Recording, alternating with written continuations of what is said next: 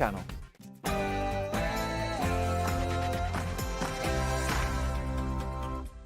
It's 9 p.m. I'm Patrick Christys. Tonight, I wanted somewhere safe and quiet for my son to do his GCSE preparation.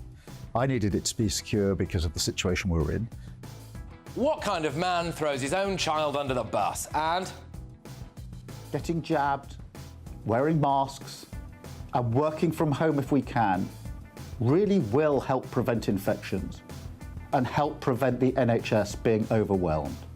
will Starmer have to resign over the COVID video and donor scandal? Plus, We want to bear down properly on the non-dom tax status. Closing the tax loopholes that are currently left there by the Conservatives in their non-DOMs arrangements. Labour have committed to getting rid of the non-dom tax status.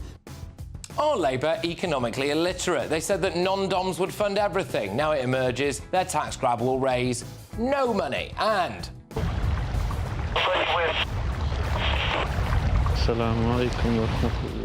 there are calls for civilians to be drafted into the army. Would you fight for Starmer's Britain? Also, Harry and Meghan professionally separate as their brand turns toxic. Meanwhile, just when you thought that the Labour Party couldn't get any worse, Slay.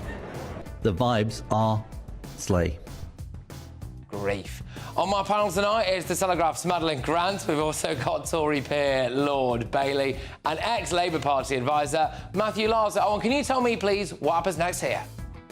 Ai, meu Deus do céu, vai cair, amor. Get ready, Britain. Here we go.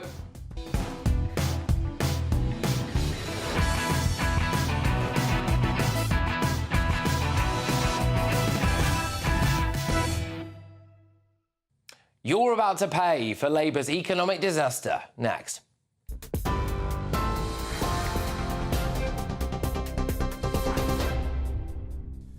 Good evening, I'm Mark White. The main headlines from the GB News Centre. The Prime Minister is due to address the United Nations this evening as he joins other world leaders in calling for an immediate ceasefire in the fighting between Israel and Hezbollah in Lebanon. Sir Keir's speech comes on the day the Israeli military targeted and killed another top Hezbollah commander. Mohammed Surer, a senior leader in the terror group's aerial command, was killed in an airstrike on a building in southern Beirut.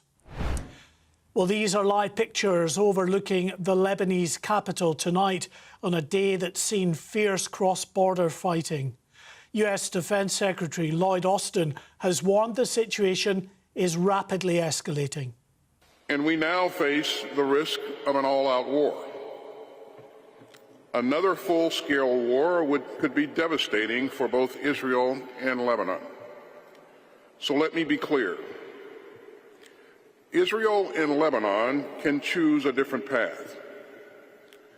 Despite the sharp escalation in recent days, a diplomatic solution is still viable. And some breaking news now, and we are getting flood alerts through from the Environment Agency reporting that there have been 40 flood warnings that have been issued and 113 flood alerts for large parts of the UK. Parts of Oxfordshire, Bedfordshire, Northamptonshire and North Yorkshire have been listed by the agency as being most at risk. It comes after an amber warning was issued by the Met Office for more heavy rain, causing further flooding and travel disruption, in particular across the Midlands and parts of the South West. A man has been arrested in connection with a cyber attack targeting railway stations across the UK. The Wi-Fi systems at 19 stations in cities including London, Manchester, Liverpool and Birmingham were affected. People logging on to Wi-Fi in those stations were greeted with a page about Islamist terrorist attacks. The arrested man is understood to be an employee of a technology company which provides internet access to some network rail stations. Scotland Yard has issued a call for any potential victims of Mohammed al-Fayed to come forward. 5 women have claimed they were raped by the former Harrods owner, who died last year at the age of 94. A number of others say they were sexually assaulted by him. The current managing director of Harrods, Michael Ward, has apologised and said the business failed colleagues. And finally, astronomers have unveiled the most detailed map ever seen of our galaxy. From the violent births of newborn stars to the hidden mysteries of the galactic core, these new images show the Milky Way as you've never seen it before. The map is a culmination of more than 13 years of observations. Just thinking what puns I can just shoehorn in for Patrick.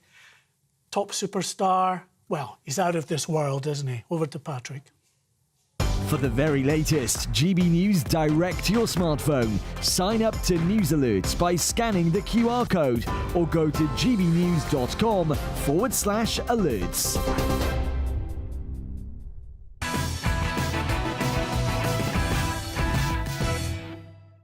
Thank you very much, Mark. Right. Labour appears to be economically illiterate. Do you remember in June when Keir Starmer said he had a plan to make you richer? Now, a big part of that plan was clamping down on non-DOMs. We want to bear down properly on the non-dom tax status. We've committed £100 million to the emergency dentist appointments, which will be paid for by closing tax avoidance and also closing the tax loopholes that are currently left there by the Conservatives in their non-DOMs arrangements. Labour have committed to getting rid of the non-dom tax status because if you make Britain your home, you should pay your taxes here. In fact, in that Metro article, Keir Starmer said, "We will end tax breaks for very wealthy non-DOMs to deliver free breakfast clubs in primary schools, which we have found would save parents £400 a year by cutting expenses on paid-for breakfast clubs or alternative childcare arrangements." Now, non-DOMs were going to fund the NHS, they were going to fund schools, they were going to fund pretty much everything. Rachel Reeves even stood up in Parliament and said that Labour was the party now, wasn't it, of economic literacy. In fact, she actually said this. It is clear that today, Labour is the party of economic and fiscal responsibility.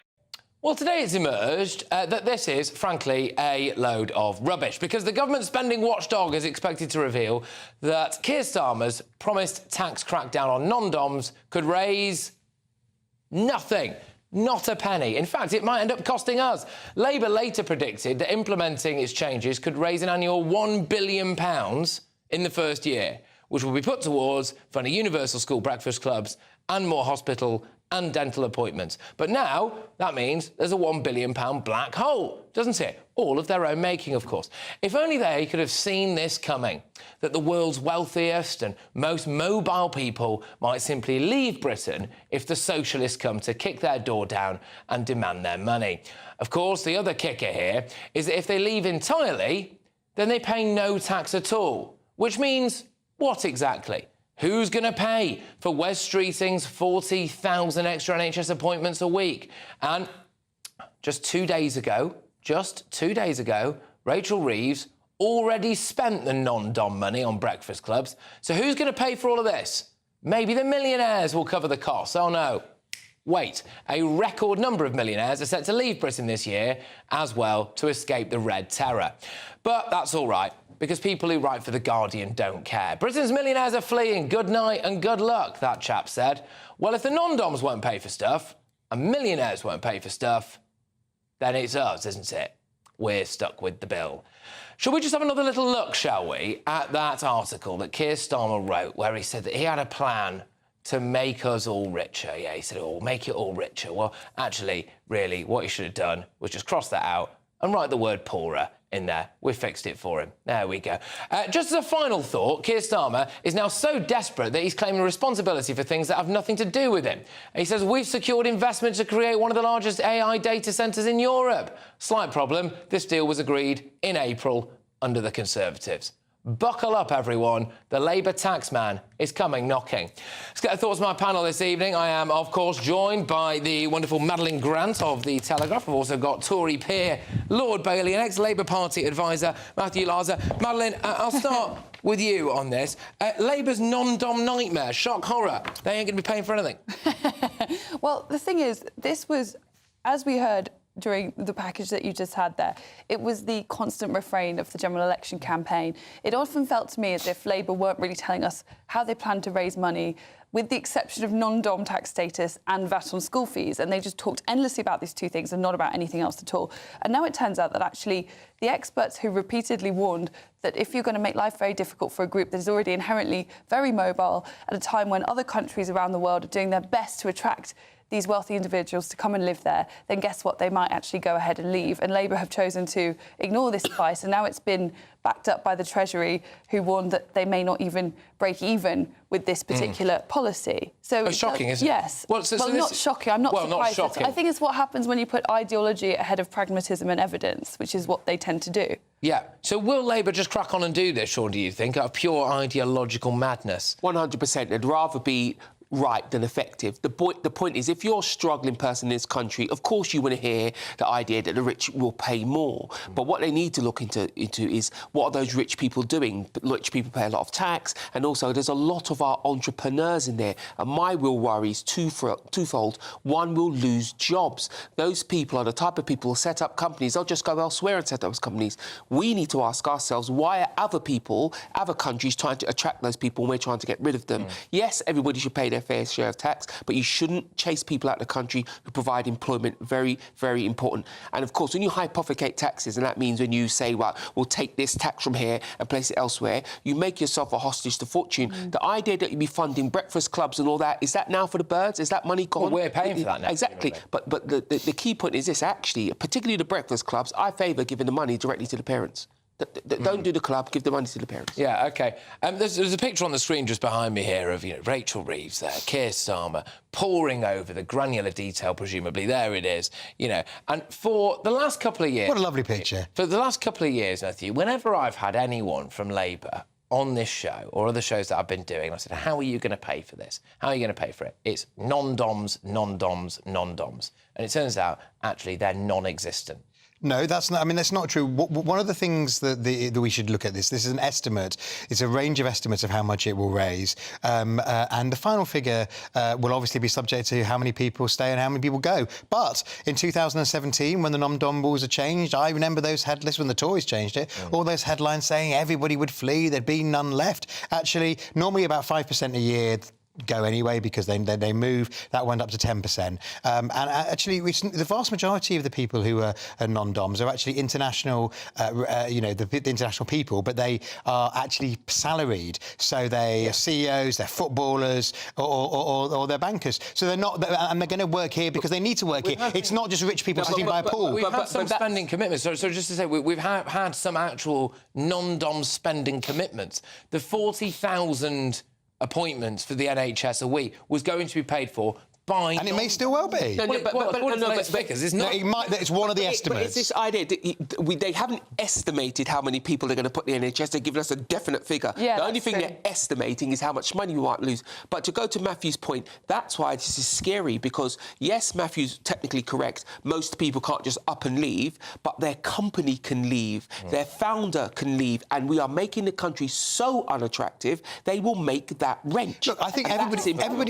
There's one way in which what Labour are proposing to do here goes further even than previous raids on non-doms, is that they're proposing to tax people's worldwide assets at, I think, 40% inheritance tax, right? In countries like Italy, I think it's like 3 or 4% that you would pay on your inheritance tax. Now, that is quite a big risk that if you stay here, then you could be walloped with that kind of a tariff. It goes much further than anything that we've seen before in this respect. So you can understand why it might be the thing that, pushes people to leave when they have... Anyone who's going to flee the Red Terror, Matthew? Well, I think Red Terror may be a little over the top, Patrick.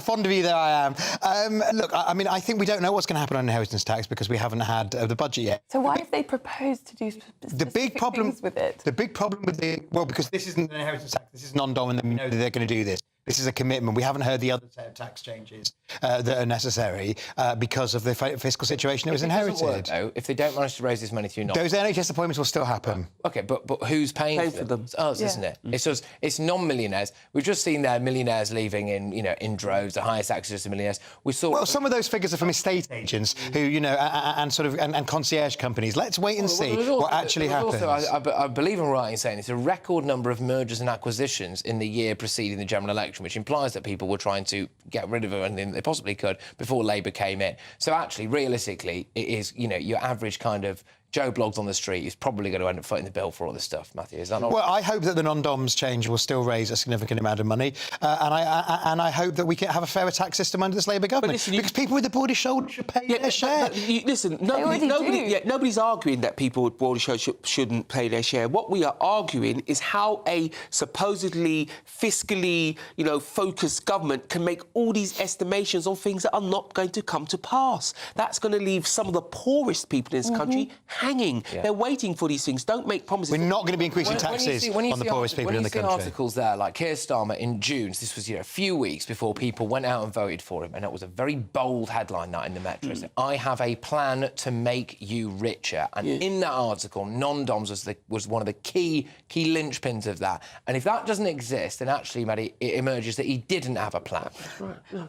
I don't think they did have a plan. I think they were very lucky in the sense that people were so fed up to the back teeth of the Conservative Party that they didn't really look for that kind of granular detail. They were deliberately vague and evasive, and they got away with it because people were so fed up with the last lot that they just wanted a change. But now I think that the lack of detail and clarification, we're starting to realise, what exactly that means for us. People who are not rich off the scale, their taxes will surely necessarily must go up to make up the shortfall. One of the groups I think really need to panic is a squeezed middle. Sets those households who may have two incomes, may be professionals, may own their own little company. They are the ones who are going to suffer. Teachers, doctors, because they've all now just gently... This is the Tories' tax whammy scare tactics we've had for decades. Yeah, but you said you weren't going to raise taxes, and it's actually going to happen. And these we never said we weren't going to raise any taxes in the election. That's not true. We said we're not going to raise income tax, and we're not going to raise national insurance. And unlike the Tory government, which put up national insurance on national insurance, the rates of income tax.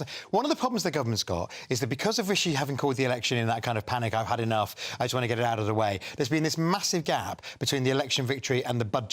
And that is to be to the government's harm. It was fully costed anyway, so you didn't Well, not partly because they've got the black hole, which Sean's then going to start shouting about. You're taking the words out of my mouth now. We've just slapped another £1 billion on the old black hole, haven't we? They've looked at the that's 12 billion less than the Tories left, Patrick. They've got a big shovel out and they've just kept digging it. Well, as I say, it's 12 billion less than the Tories left, even if this does prove to be added to the black hole. Some of that black hole, a significant part of that, if that black hole exists, was from fighting the pandemic. Every single measure... No, the black hole was from the asylum system was being funded out of reserves. OK, let's talk about... It's not the pandemic. Let's talk about asylum then. Asylum in this country, I will not try to come out. Tories made a mess of it, but let's be very clear, a big part of why they made a mess of it, any attempt they made to sort it out, your party then said to them it was either illegal, you got a lawyer out... No, that's the court, Sean. That's the law, not the Labour Party. The point was, you shaped the conversation around immigration and made it far more expensive than... Rachel's having to make tough decisions. These schools and hospitals were promised, and guess what? There was no money for them because the Tories lied. The people who are going to pay for them have decided that they're going to leave, and the latest figures show that those non-DOMs... That wasn't going to be spent on new schools. They're not going to give us a penny, the old non-DOMs, are they? Right, a lively start. You're going to have to onshore your tax arrangements, Patrick. Oh, no.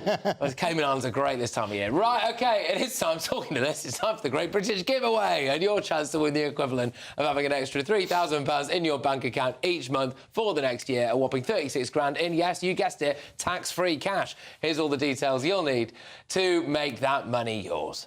This is your chance to win a £36,000 secret salary in the latest Great British Giveaway. That's like having £3,000 each month for an entire year. Extra cash in your bank account that you can do whatever you like with. Take a year off and keep it to yourself. You don't even need to tell the taxman, as it's totally tax-free. For another chance to win £36,000 in tax-free cash, text CASH to 63232. One entry costs £2 plus one standard network rate message or text BONUS to 63232. 5 entries cost £5 plus 1 standard network rate message. You can enter online at gbnews.com/win. Entries cost £2 or post your name and number to GB08 PO Box 8690 Derby DE1 9TT. UK only. Entrance must be 18 or over. Lines close at 5 p.m. on the 25th of October. Please check the closing time if listening or watching on demand. Good luck. Good luck, everybody. Now, still to come, there could be trouble brewing over in Montecito. So rumours are circulating that Harry and Meghan are professionally splitting and they're going to pursue separate work projects. So is the Sussex brand dead in the water? I'll get the inside scoop from royal journalist Sarah Robertson very soon. But next, this damning report suggested that the army is too small to respond effectively to prolonged and high-intensity warfare. So that means that you could be asked to join it. Would you fight for Britain? Former NATO commander Rear Admiral Chris Parry goes head-to-head with political commentator Conor Tomlinson. That's next. Don't move.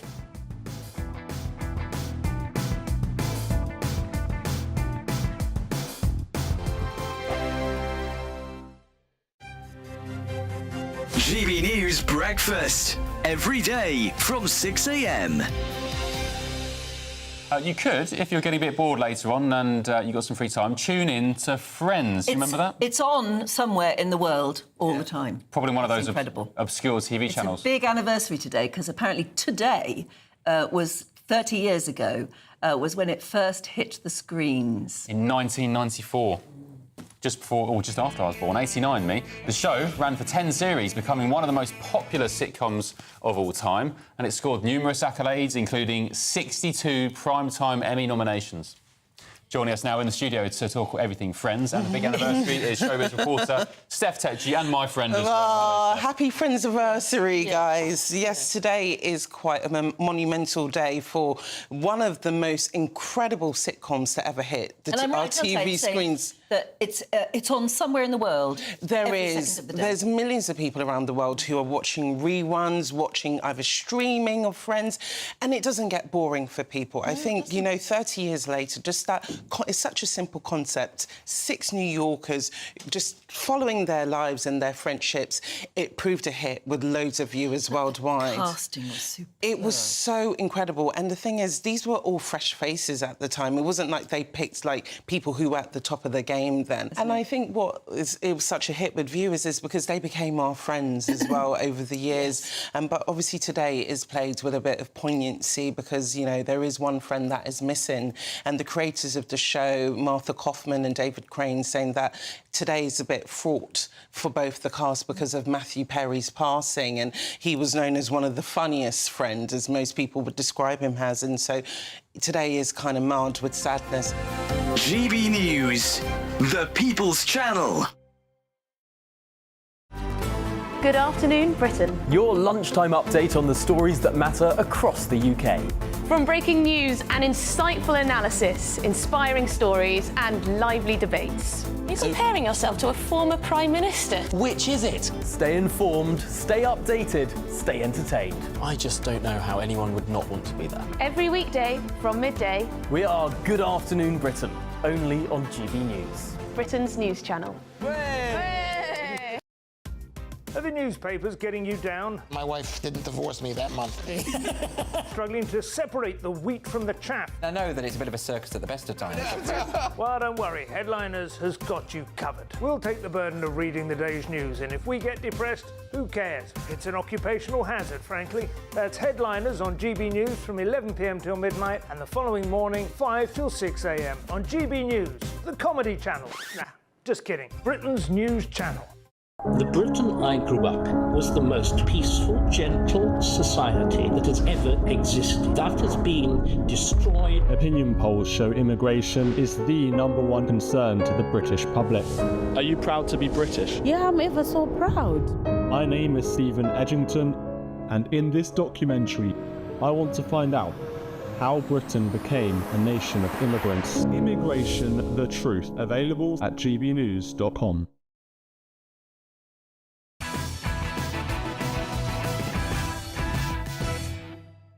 Welcome back to Patrick Christys Tonight. Now, coming up, I talked to a lady who was fined £3,000 because an illegal migrant climbed into the back of a van, undetected, by the way, and came to Britain. She had to foot the bill for that. Remarkable story. But first, would you fight for Britain? It's time now for our head-to-head.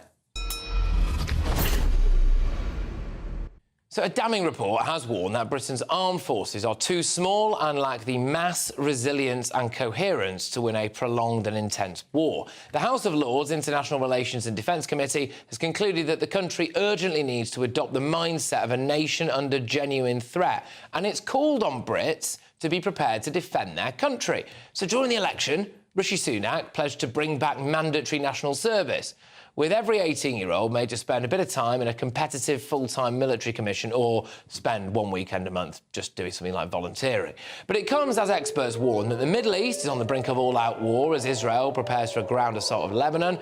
So tonight I'm asking, would you fight for Britain? Let me know your thoughts. Head to gbnews.com/your say or tweet me at GBNews. And going head-to-head on this now are the former NATO commander, Rear Admiral Chris Parry, and the political commentator, Connor Tomlinson. Chaps, great stuff. Thank you very much for joining us.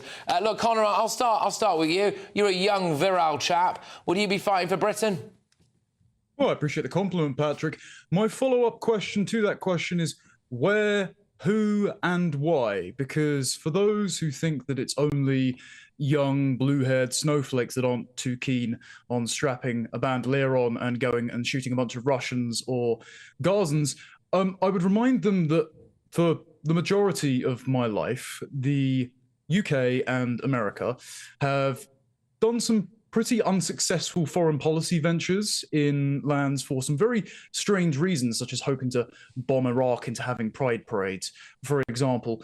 Ukraine at the moment doesn't look all that winnable, and given the recent Israeli pager situation in Lebanon, I think we can probably leave the Israelis to get on with it themselves, because they seem to be much more successful than we are. And then on behalf of whom? I mean, currently, as a 25, 26-year-old man who's doing all the right things, who's got a job and saving up and getting married, I am looking at the immigration rates, both legal and illegal, and I'm seeing essentially a large-scale invasion that I am forced to pay for because I am taxed at the highest rate since 1948, and I am putting up hostile criminals on my dime. And if I complain about that, I'm called far right. So why would I fight for a government that has active contempt for me, my country, on a front that we probably can't win? I see what you see.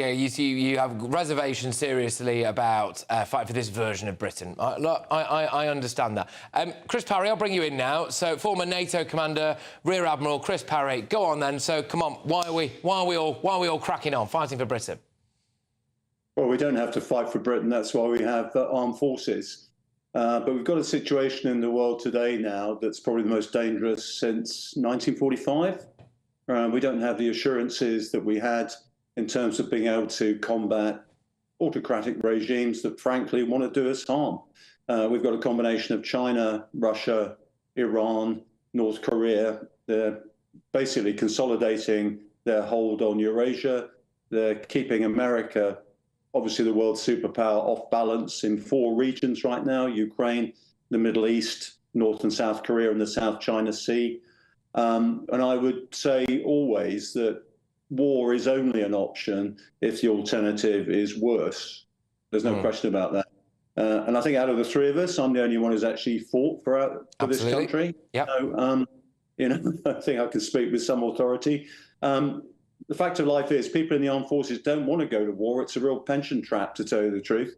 You want to survive. But the fact of life is the country has interests. And if you're in a war of national survival against any one of these regimes, from the nuclear through to the conventional, then we need to access the resources of society to be able to combat that scale of threat. And if you look at Ukraine today, Ukraine doesn't make any decisions about anything: education, schooling, migration, whatever it is. All they make decisions about at the moment is how they're defending their country. All right. Connor, let me just ask you, would you rather live under Putin or live under any British Prime Minister? What, any British Prime Minister that's ever lived?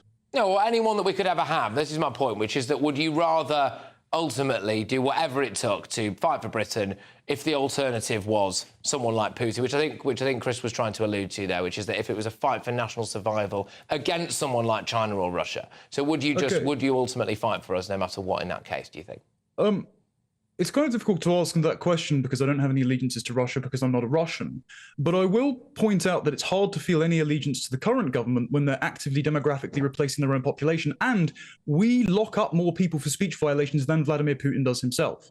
So I'm not a fan of Putin. The obligatory put it out there. He's a despot. He kills journalists very bad. But we've also undermined, in the eyes of especially my generation on both the right and the left, the moral legitimacy of Britain standing up against that. And we basically do the same thing that he does, except we wave the rainbow flag and say that we're in favour of democracy. OK, Chris, I do put it to you that I think there is to be honest with you, I think there is an increasing number of people who would not necessarily like to fight for this version of Britain and the direction of travel. And when I look at the younger generation, I do think I think Connor comes at it from a slightly different angle than a lot of the quote-unquote snowflake generation. But I think ultimately we end up in this very similar place, which is a lot of people who are under 30 in this country at the moment probably wouldn't want to fight for it. Would you disagree with that? Yeah, I would. If you found that your community was being raped and murdered, I think you'd pick up a weapon pretty quickly, to tell you the truth. That's what's happening in Ukraine right now. And Ukraine had assurances in the Bucharest memorandum that their borders would be safe. And one of the signatories on that was Russia itself. So we haven't got the safeguards we used to have in Europe anymore. And the fact of life is, we're all very complacent in the free world right now. The normal state of the world is war. It's not peace. I'm 70 years old. I've been in a blessed generation where we haven't seen war in Europe.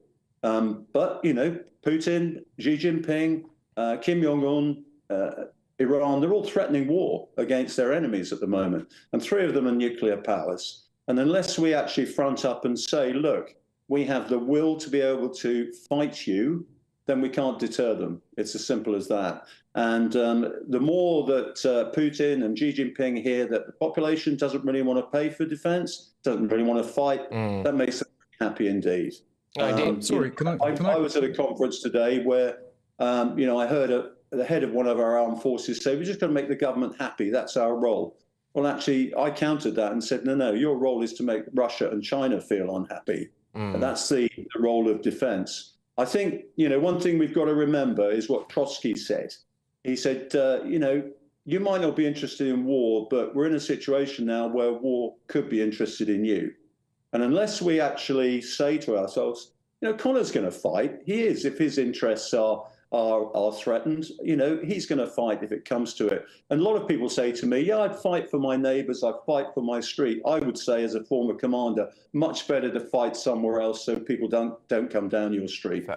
Fair enough. OK, all right, sorry, Connor, I'll give you a very quick final word on that. I think you're itching to come back, so go on. Yeah, I wouldn't need to be conscripted if they had actually invaded. We are currently being invaded, by the way, and we're told not to fight. And also, I'm always keen on Ukraine defending... Hang on, I'm always keen on Ukraine defending their own borders from an invasion. That's fantastic. I wish we would have the same opinion about our own borders and our own integrity as we do about the Ukrainians. OK, sorry, yeah, Chris, if you're very quick. Yeah, I agree with that. We've got entirely porous borders. It's not entirely a military threat at the moment. It's a social, economic threat. But the point is well made. We don't have secure borders at the moment.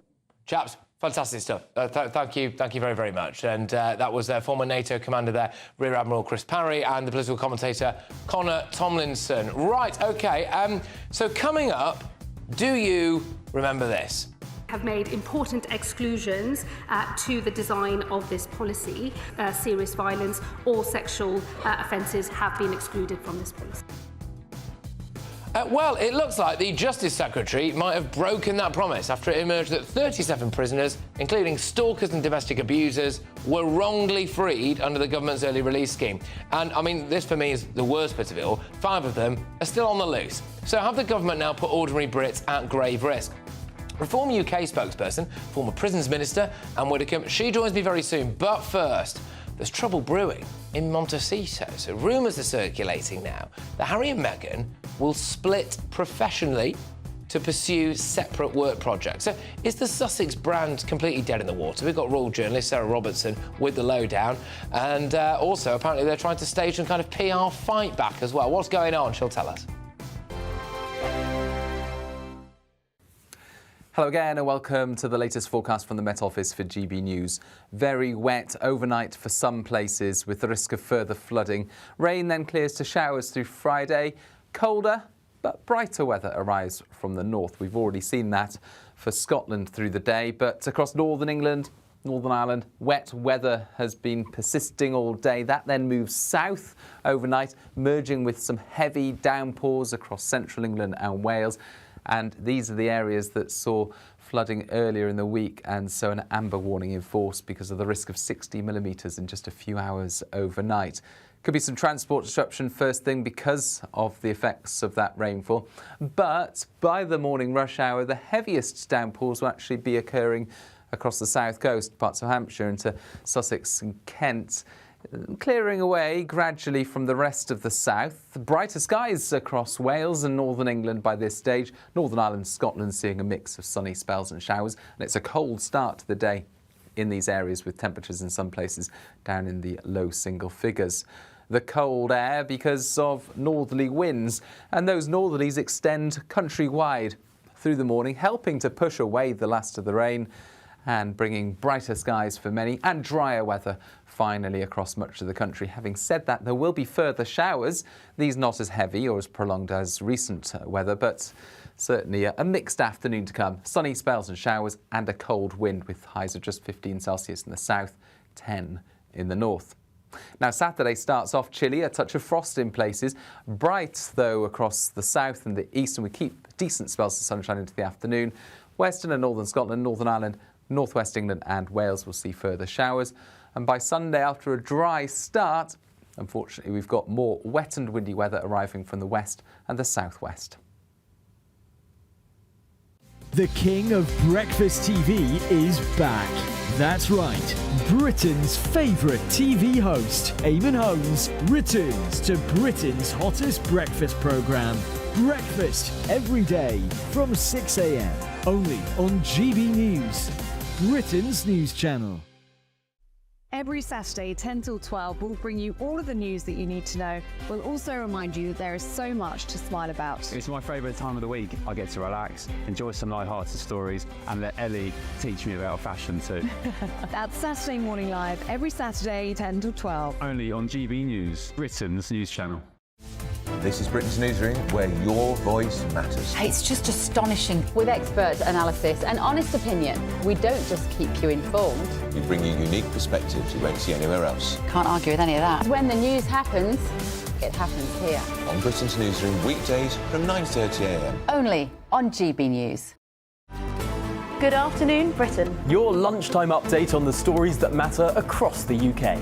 From breaking news and insightful analysis, inspiring stories and lively debates. You're comparing yourself to a former Prime Minister. Which is it? Stay informed, stay updated, stay entertained. I just don't know how anyone would not want to be there. Every weekday from midday. We are Good Afternoon Britain, only on GB News, Britain's news channel.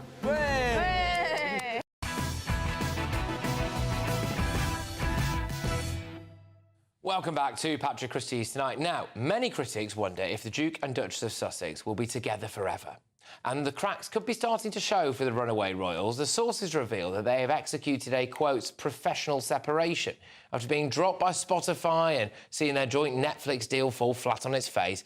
It's been reported that Harry and Meghan will change tactics. So a royal source told the Daily Mail they'll still carry out some charitable engagements together and embark on foreign visits, but their work projects will now be separate. Well, I'm joined by the royal journalist, Sarah Louise Robertson. Sarah, thank you very much. So what do we make of this professional separation then?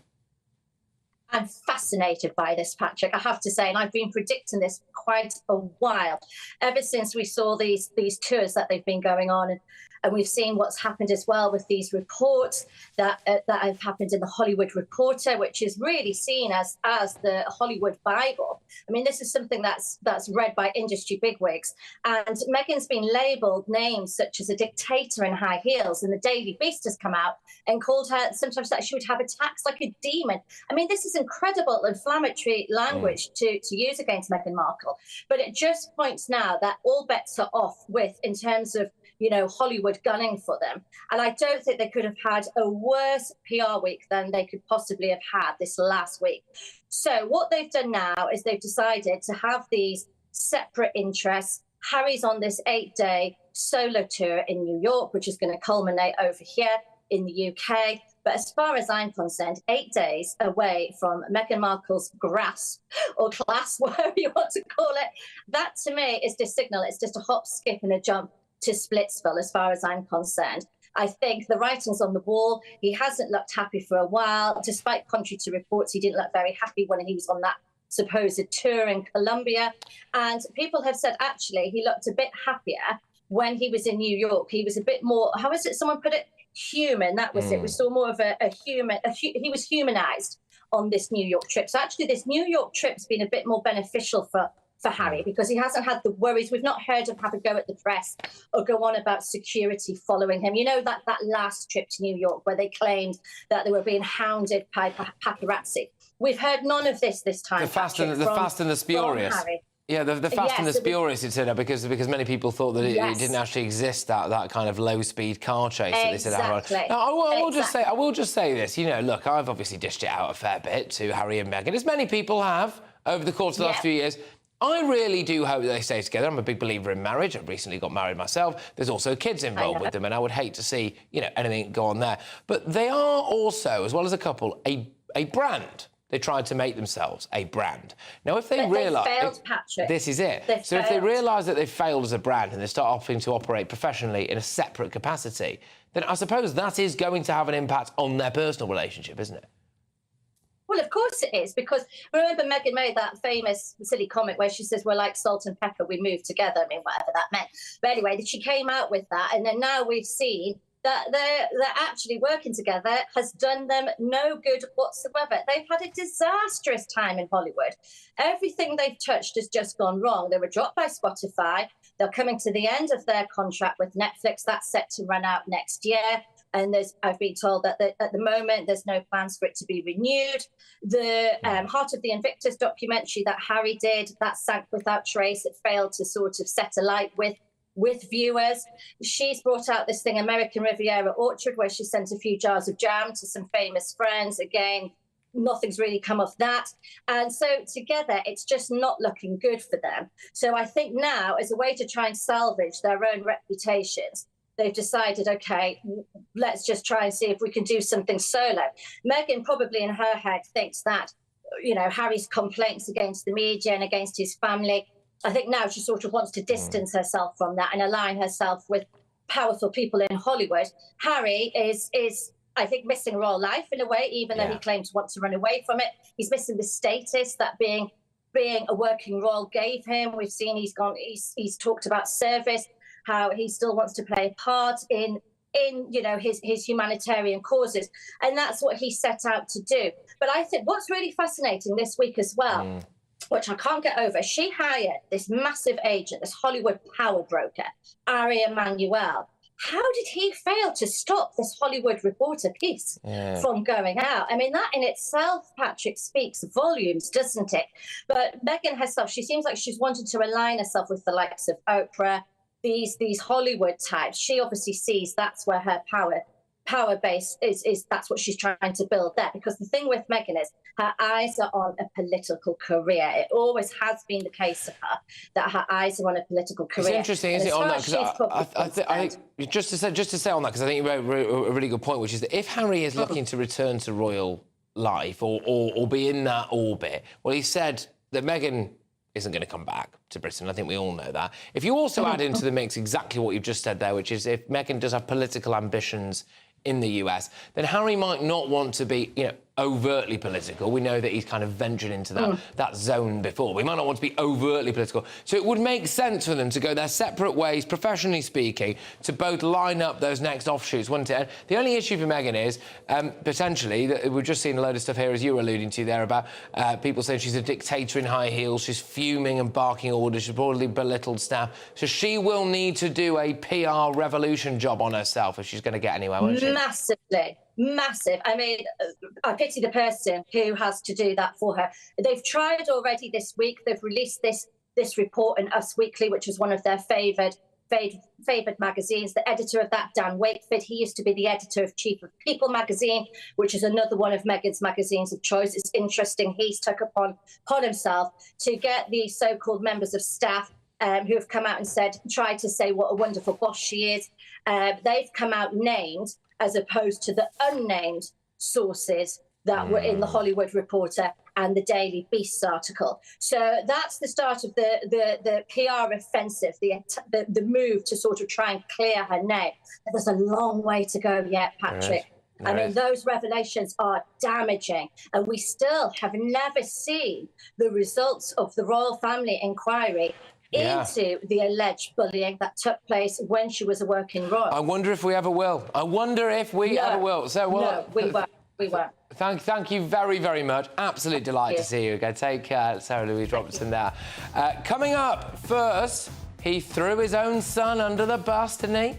I wanted somewhere safe and quiet for my son to do his GCSE preparation. I needed it to be secure because of the situation we were in. And then it emerged he might have broken COVID rules when he filmed a Christmas message video from Lord Ali's penthouse. And now there are massive questions over his top business advisor's multi-million-pound stake in an investment firm. The bad news just keeps on coming for Starmer. So is it time that he just resigned? I'm going to tackle that with my panel at 10 p.m. But first, have made important exclusions to the design of this policy. Serious violence or sexual offences have been excluded from this policy. No violent offenders, no people who have committed sexual crimes. Well, it looks as though the Justice Secretary might have broken that promise after it emerged that 37 dangerous criminals, including stalkers and domestic abusers, were released accidentally onto British streets, and 5 of them are still out there. So, has the government put Brits in massive danger? Reform UK spokesperson, former Prisons Minister Anne Widdecombe, she isn't happy, and she's live next. The Britain I grew up was the most peaceful, gentle society that has ever existed. That has been destroyed. Opinion polls show immigration is the #1 concern to the British public. Are you proud to be British? Yeah, I'm ever so proud. My name is Stephen Edgington, and in this documentary, I want to find out how Britain became a nation of immigrants. Immigration, the truth, available at gbnews.com. This is GB News, Britain's news channel. We're joined by Lewis Oakley and Esther Stanhope.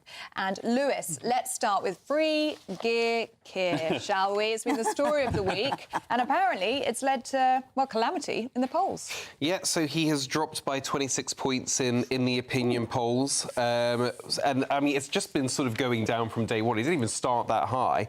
But, yeah, this is just bad optics. As we say, like, he hasn't done anything illegal or wrong. Everything was declared. But at the same time, you're telling people they don't get their winter fuel allowance and you're there walking off with your swag bag. It's just not a good look. And even, I was thinking as well, the optics of them trying to clamp down on MPs having second jobs. Any of those could turn around and say, well, actually, we have to pay for our own clothes. I just think it's just bad optics that he's had. And, we've got those comparisons of Sunak in the stands. He's just sat amongst the people.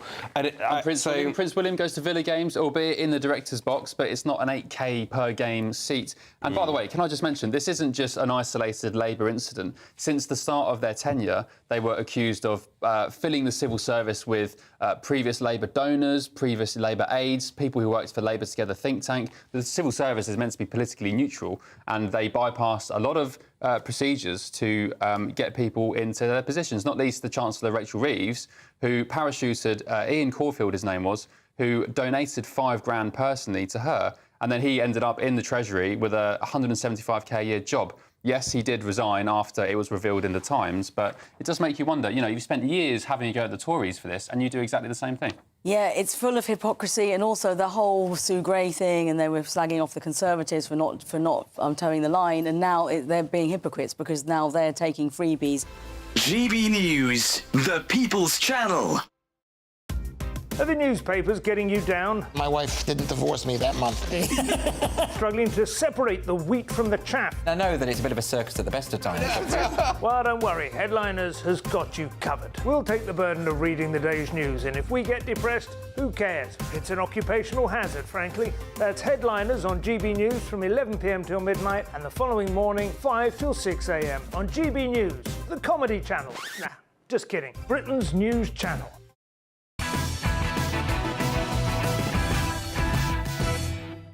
This is Patrick Christys tonight. Now, coming up, will the freebie scandal actually cost the Prime Minister his job? I mean, it could also be if it turns out that he may have lied about the old COVID stuff as well. But first, dozens of prisoners were mistakenly freed under the government's early release scheme after a system error. So up to 37 criminals, all jailed for breaching restraining orders, were released. Now, 5 of them are yet to be put back behind bars. Now, under Labour's early release scheme, more than 5,000 criminals were let loose to ease overcrowding. The Justice Secretary, though, Shabana Mahmood, claimed that the scheme was needed to prevent the full breakdown of society. We could see looters running amok, smashing in windows, robbing shops and setting neighbourhoods alight. In short, if we fail to act now, we face the collapse of the criminal justice system. Terrifying stuff. But she also promised that violent criminals would not be set free. Have made important exclusions to the design of this policy, and all those who have committed serious offences, who've been sentenced to 4 years or more, will be excluded. But those offences that should be included that relate to serious violence or sexual offences have been excluded from this policy. Yeah, but, you know, classic. It does look as though some people with a violent and sex crime-based history were, in fact, allowed back out onto the streets. So Reform UK spokesperson Anne Widdecombe joins us now. Anna, have they just put us all at massive risk here? Well, one can't say that for a certainty because the devil lies in the detail. Who's been released? How close were they to release anyway? You know, were they guilty of serious crime or repetitive serious crime? I can't answer that. You can't answer that. The government can and should answer that. And I think what we've got here is very clearly an error. And I don't think it's enough to blame computers. Somebody somewhere sanctioned this. And that needs to be fully disclosed. Yeah, I mean, this is also one of the first things that the government did. So you would have thought that they'd be trying to make sure that they got it right. I'm quite concerned by the idea that they still can't get hold of 5 of these people. Yes, well, I'm concerned about that as well, because I assume, perhaps naively, that as a condition of release, the prison service would have to know where you were and know how to locate you. How do they receive tags if we don't know where they are? You know, presumably they're among those who haven't been tagged and who should have been. So it's been an awfully messy implementation of a hastily conceived policy to meet a situation of the government's own making, which was the very tough sentences, which I don't disagree with in principle, very tough sentences on the rioters. But it all flows from that. And they do have a duty. They're in government now, not opposition. They do have a duty to make sure that the rest of us are kept safe.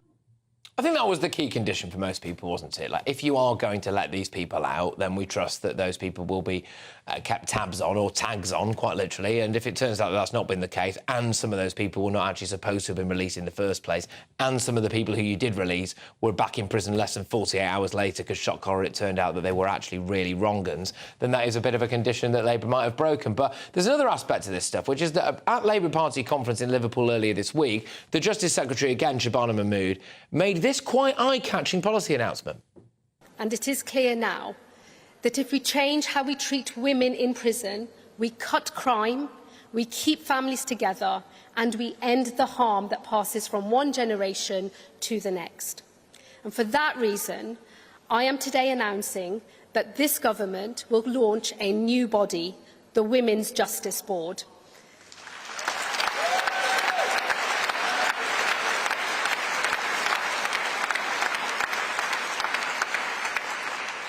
Its goal will be clear: to reduce the number of women going into prison, with the ultimate ambition of having fewer women's prisons.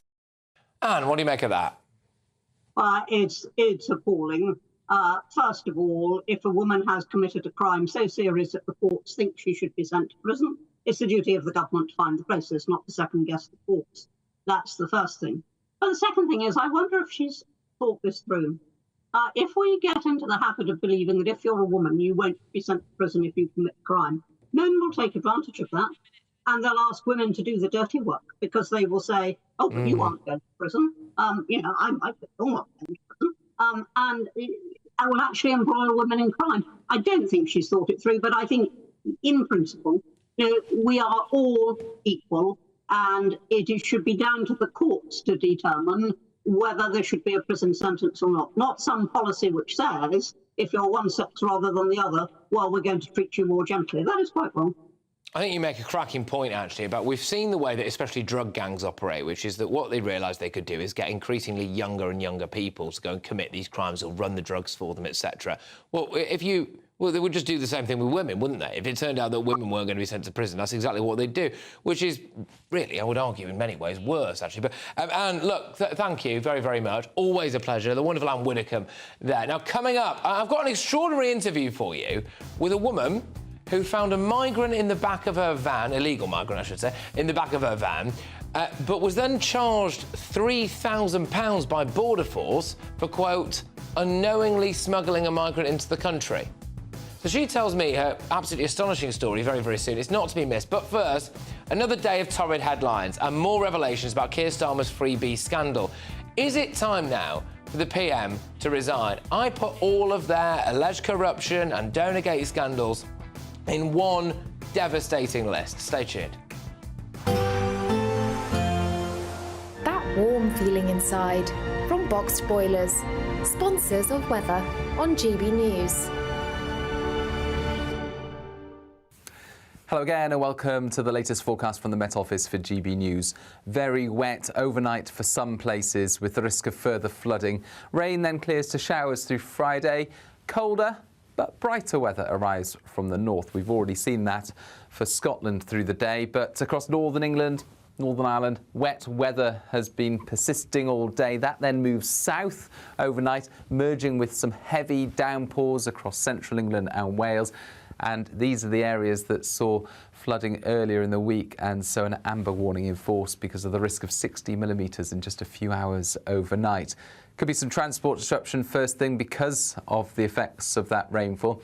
But by the morning rush hour, the heaviest downpours will actually be occurring across the south coast, parts of Hampshire into Sussex and Kent, clearing away gradually from the rest of the south. Brighter skies across Wales and northern England by this stage. Northern Ireland, Scotland seeing a mix of sunny spells and showers. And it's a cold start to the day in these areas with temperatures in some places down in the low single figures. The cold air because of northerly winds, and those northerlies extend countrywide through the morning, helping to push away the last of the rain and bringing brighter skies for many and drier weather finally across much of the country. Having said that, there will be further showers, these not as heavy or as prolonged as recent weather, but certainly a mixed afternoon to come. Sunny spells and showers and a cold wind with highs of just 15 Celsius in the south, 10 in the north. Now, Saturday starts off chilly, a touch of frost in places. Bright, though, across the south and the east, and we keep decent spells of sunshine into the afternoon. Western and northern Scotland, Northern Ireland, northwest England and Wales will see further showers. And by Sunday, after a dry start, unfortunately, we've got more wet and windy weather arriving from the west and the southwest. Looks like things are heating up. Boxed Boilers, sponsors of weather on GB News.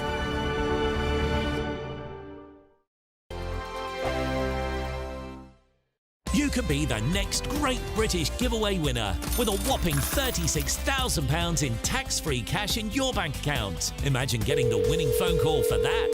£30,000 cash? Oh my God, I'm going to cry. Yes, you see, that is absolutely fantastic. We're over the moon. Oh my God, this is amazing. For another chance to win £36,000 in tax-free cash, text CASH to 63232. One entry costs £2 plus one standard network rate message. Or text BONUS to 63232. 5 entries cost £5 plus one standard network rate message. You can enter online at gbnews.com/win. Entries cost £2. Or post your name and number to GB08, PO Box 8690, Derby DE1 9TT. UK only. Entrance must be 18 or over. Lines close at 5 p.m. on the 25th of October. Please check the closing time if listening or watching on demand. Good luck. Hi there, I'm Michelle Dewberry and I'm going to take a second to tell you all about my show, Dubes & Co. We start off with the issues of the day. We then bring in both sides of the argument. We get rid of the disrespect. And then you throw me into the mix. And trust me, I'll tell it exactly how it is. And then, of course, the magic ingredient, you at home. We mix it all together and what have we got, in my opinion, the best debate show in town. Monday to Friday, 6 till 7 on GB News, Britain's news channel. Are the newspapers getting you down? My wife didn't divorce me that month. Struggling to separate the wheat from the chaff? I know that it's a bit of a circus at the best of times. Well, don't worry, Headliners has got you covered. We'll take the burden of reading the day's news, and if we get depressed, who cares? It's an occupational hazard, frankly. That's Headliners on GB News from 11 p.m. till midnight, and the following morning, 5 till 6 a.m. on GB News, the comedy channel. Nah, just kidding. Britain's news channel.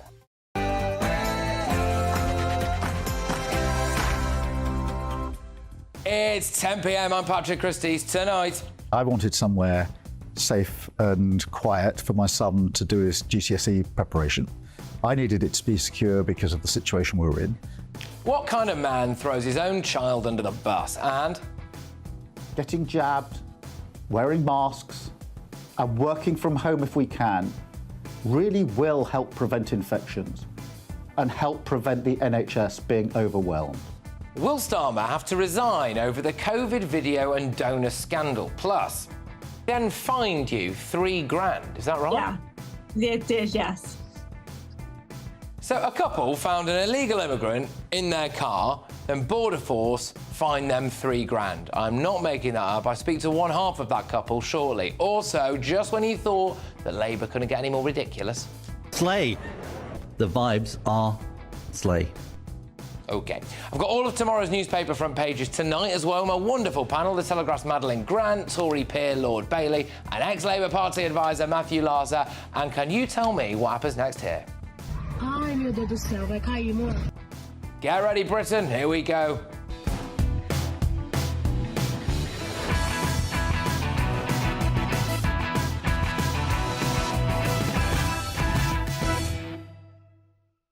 The net is closing in on Keir Starmer. Next.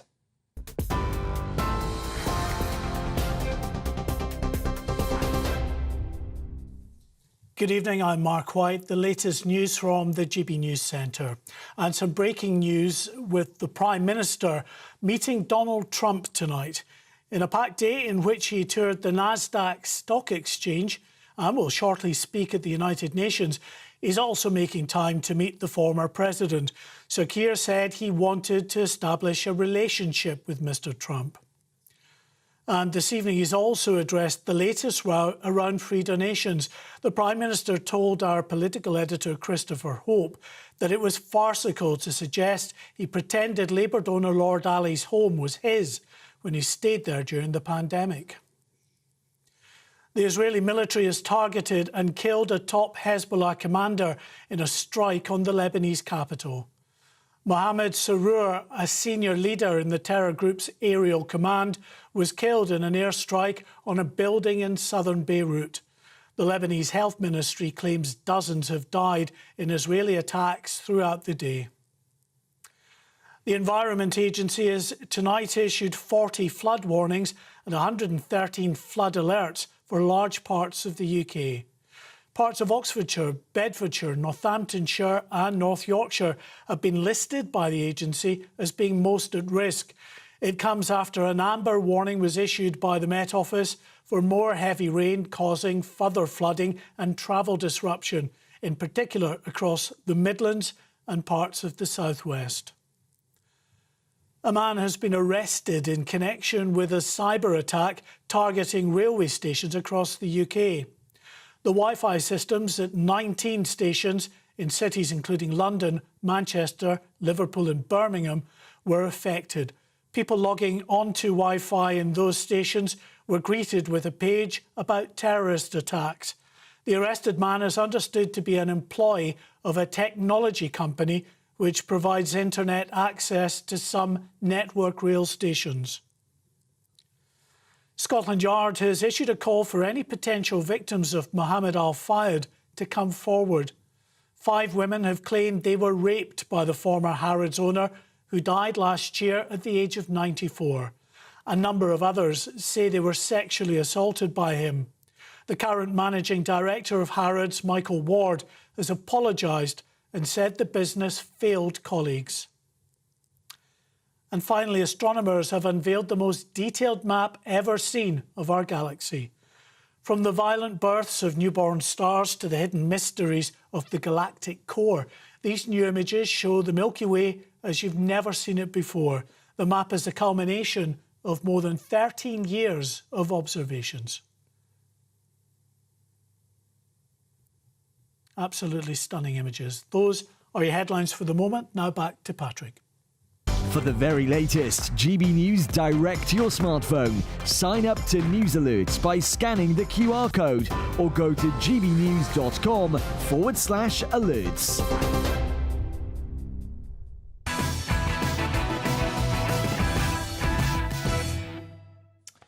I think it's time we tried to put all Labour's donation and alleged corruption issues in one place and pose the question, should Keir Starmer resign?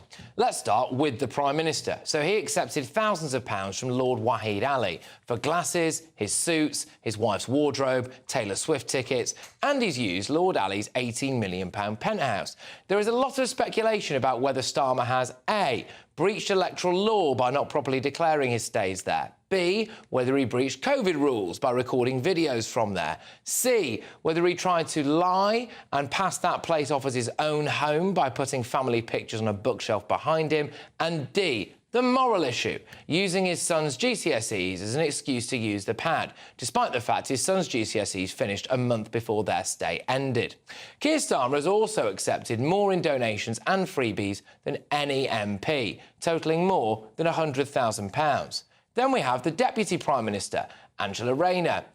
She's been reported to the Parliamentary Standards Commissioner amid accusations of failing to properly declare a stay at Lord Ali's £1.8 million New York apartment. Sticking with Rayner, but also bringing into the equation the Chancellor of the Exchequer now, Rachel Reeves, both of them received donations for clothing, which they initially appeared to declare as things like office support, before coming clean. Now, according to the Financial Times, their combined clothing total was somewhere in the region of 10 grand. Let's whiz ourselves over now to the Secretary of State for Business and Trade, Jonathan Reynolds. Labour was promising to increase the digital service tax from 2% to 10%. Mr Reynolds then reportedly got a free ticket to Glastonbury, courtesy of YouTube. And the day after the festival, Labour decided to ditch the policy.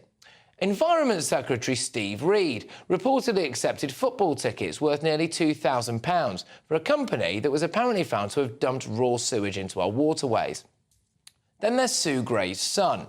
Yes, that's right, who apparently accepted a £4,000 donation from Britain's biggest train drivers' union, ASLEF, before becoming a parliamentary private secretary at the Department for Transport, which then helped dish out an inflation-busting pay rise to train drivers.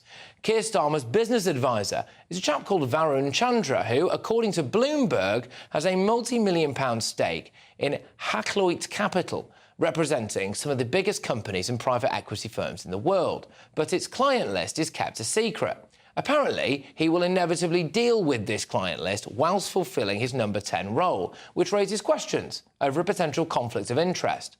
Reportedly, it was Sue Gray herself who had to sign off on this. Then there's the issue of Labour's largest donation, coming from a £4 million Cayman Islands-based hedge fund called Quadrature, that seemingly invests in arms manufacturing, fossil fuels and private healthcare, everything that Labour claims to hate. And Labour decided not to inform us of this donation until after the election. Also, according to journalist Michael Crick, Labour's new climate envoy, Rachel Kite, happens to be the co-chair of the Climate Advisory Board of Quadrature Climate Foundation, which reportedly is linked to the Quadrature hedge fund. Labour MP Siobhan McDonough has revealed that she accepted a £1.2 million loan from Lord Wahid Ali to purchase a flat for her terminally ill sister, Baroness Margaret McDonough. As you can tell, Lord Ali features quite heavily here. He himself stands accused of failing to declare his interests in a tax haven-based firm. There is also probably the biggest issue of all. What has Lord Ali got for his money? Well, there was the supposed access all areas Downing Street pass. Was that all? Or is there something else going on here? Now, of course, all parties involved vehemently deny any wrongdoing, corruption or inappropriate behaviour. But Keir Starmer has been in power for, I think it's about 84 days now. And it does beg the question, is it already time for a fresh start? Let's get our thoughts on my panel. We are joined by the Telegraph's Madeline Grant. I have also got Tory peer Lord Bailey and ex-Labour Party advisor Matthew Larser. Madeline, when you look at all of that in one place, it is quite astonishing, I think, isn't it, already? Yeah, it's pretty mad. And in fact, there's even, that was quite an exhaustive list, but there are some ththings that you've not mentioned on there, including some civil service appointments that have raised eyebrows, people being parachuted in from being in an advisory role before the election to suddenly being parachuted into a top role at the civil service, which has happened. So don't get me wrong, there is a lot to go on. But to your point about, is it time for him to resign? No, I think not.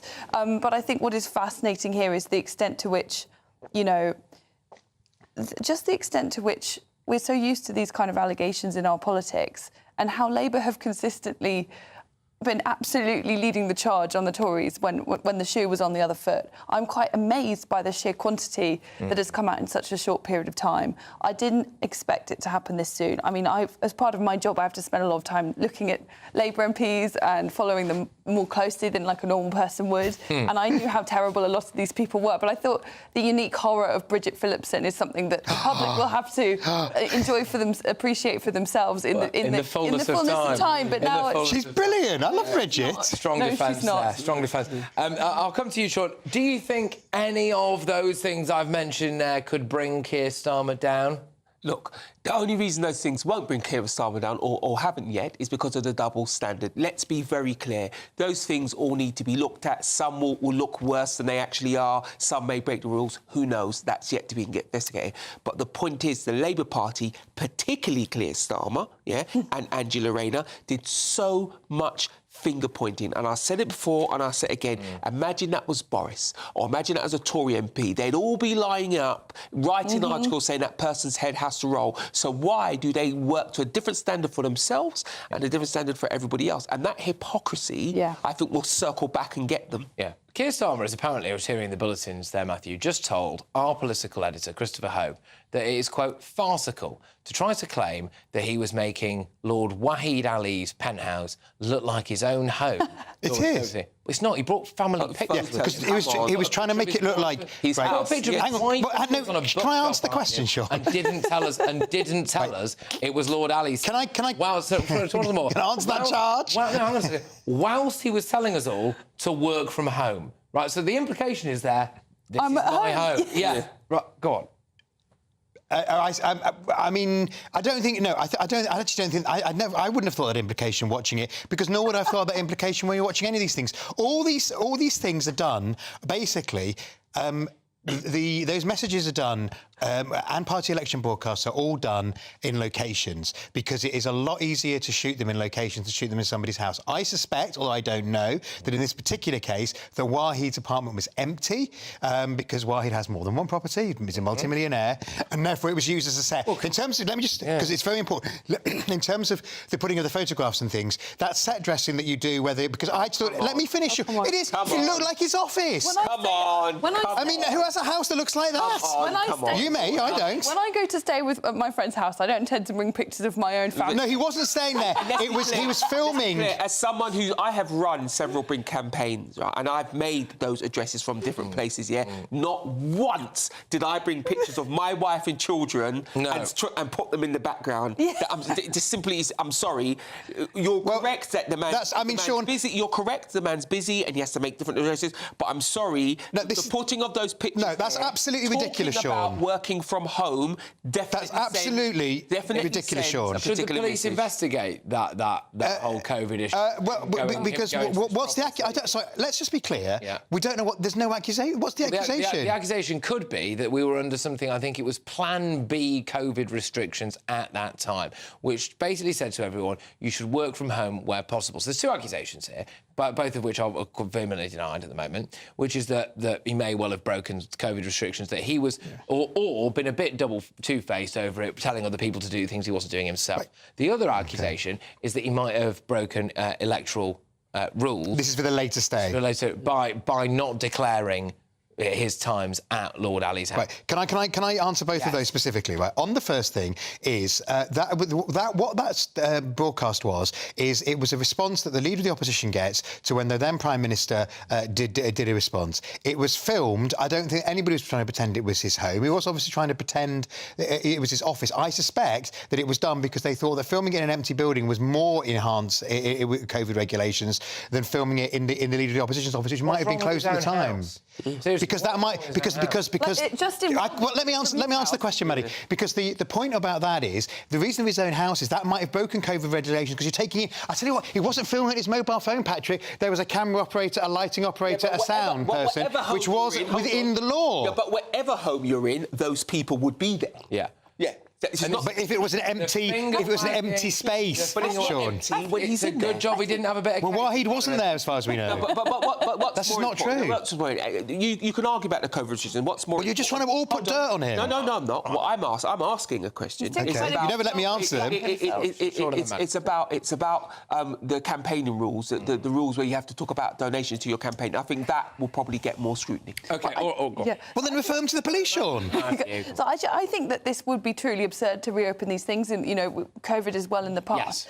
Yes. I think I was one of the people who was saying this is completely absurd. The rules are absurd. It's almost impossible for anyone to have followed the rules to the letter without breaking them inadvertently because they were so absurd. But the point is that who was at the forefront of the absurdity? That's the point. Who was haranguing Rishi Sunak for the fact that somebody handed him a piece of birthday cake at work and he had a fixed penalty? The party. For arriving... No, you arrived early for a meeting. Right? Yeah. I mean, it was a lot of absurdity going on, but I remember Labour being very involved in stirring up the I don't think Labour made up the cases of booze from the co-op in Whitehall that were taken into number 10. Specifically about Rishi Sunak and the cake, which is clearly absurd. Why has the Environment Secretary accepted, roughly speaking, £2,000 worth of football tickets, I think it is, from a company that has been found guilty of putting poo in the water? Well, I don't know specifically on that case. Can I... the YouTube... Come on. I don't know. And I mean, it's an allegation. And if so that's the environment. So look, come on, let's work us our way through it, because we've just dealt with the Prime Minister. There's obviously, pretty squiffy stuff about the Deputy Prime Minister. The Chancellor of the Exchequer was not particularly... What's squiffy?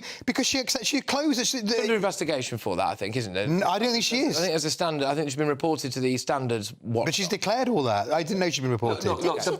There's two basic important things. He's running through his list, Sean. One is how long your list is. The list is long, and there's things you could add to that list. But two, I haven't started my defence yet. Is the hypocrisy of it all, because you fully know. You could be watching this today, you could be a staunch Labour supporter, but you fully know in your heart that if the shoe was on the other foot, they'd be calling for people's heads. Absolutely. Why is there one set of rules? No, we don't know that. That's just Tourist spin. We do, because we've already seen it happen. It happened endlessly during lockdown. Because there's a big difference between him recording his message to the nation in what we think is an empty flat to Tory advisors trundling down Whitehall with boxes of booze, with a suitcase full of booze. I'm quite keen to get into this one now. So Jonathan Reynolds, OK. I'm good on this one. No, good. I am glad, because this will bring some much-needed clarity to the nation. Yeah.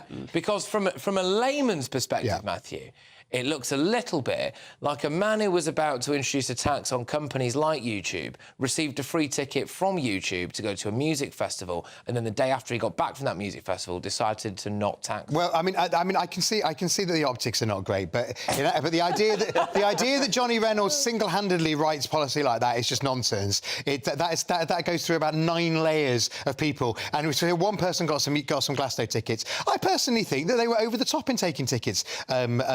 For various events, and they should have been more aware of it. We've got the Cayman Islands hedge fund, the £4 million, which is absolutely massive, and it's links. It's a UK registered entity. Another one that we've not mentioned, which I think is really serious, is I think it's David Lammy who took £10,000 from a very dodgy sort of Islamist-adjacent organisation, as I recall. I mean, really, some very unsavoury people. And again, people were rightly furious about Frank Hester's donation to the Conservative Party, given his racist remarks. But that was talked about, and we condemned it. And who was the first to condemn it? The Labour Party. It's very obvious double standards going on here. It would be nice to have some recognition of that. Yeah.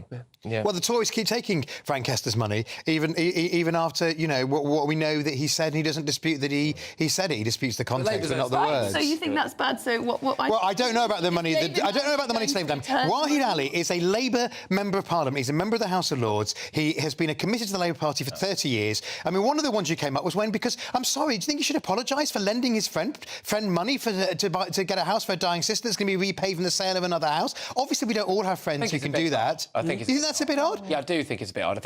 Yes, I do. I think on top of everything else, just dishing out £1.2 million for somebody so that... But it's basically a bridging loan while they sell the previous house. It's going to be repaid in a few weeks. What's he got for his money? You know, that's... What does he want for his money? He doesn't want anything. He's a member of the House of Lords. He sits on the benches with Sean. OK, all right. The other side. But... Yes. To be fair, the other side. All right, OK. You know, can I just say one thing? Quickly. Sorry, I'll be really, really quick. I think Angela Rayner and Rachel Reeves have had money that they signed off as part of office support, but it was for clothes, right? Yes. If ordinary workers try to claim clothing money, they're not allowed to do that according to HMRC rules. So why is it different for the Deputy Prime Minister and for the... I'm sure they paid tax on it. I'm rightly so being shouted at, so thank you very much, everybody. And not just by us. It's time for the Great British Giveaway and your chance to win the equivalent of having an extra £3,000 in your bank account each month for the next year. No Labour ministers are allowed to apply for this. So a whopping £36,000 in tax-free cash. Here's all the details you need to make that money yours. This is your chance to win a £36,000 secret salary in the latest Great British Giveaway. That's like having £3,000 each month for an entire year. Extra cash in your bank account that you can do whatever you like with. Take a year off and keep it to yourself. You don't even need to tell the taxman, as it's totally tax-free. For another chance to win £36,000 in tax-free cash, text CASH to 63232. One entry costs £2 plus one standard network rate message, or text BONUS to 63232. 5 entries cost £5 plus one standard network rate message. You can enter online at gbnews.com/win. Entries cost £2, or post your name and number to GB08 PO Box 8690 Derby DE1 9TT.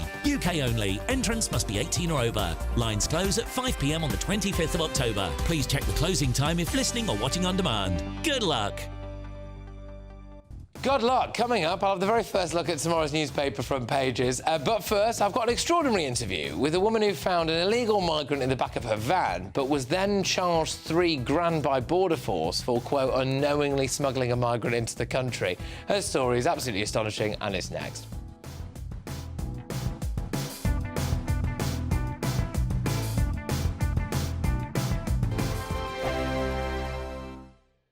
If you want your news to be straight talking... This is a nightmare for the Conservatives again. Down to earth. It's not just Nottingham where this is happening, is it? And most importantly, honest. Hard-working, middle-class taxpayers, they'll get their book thrown at them. Then catch me, Martin Daubney, Monday to Friday, 3 till 6 p.m. on GB News, Britain's news channel.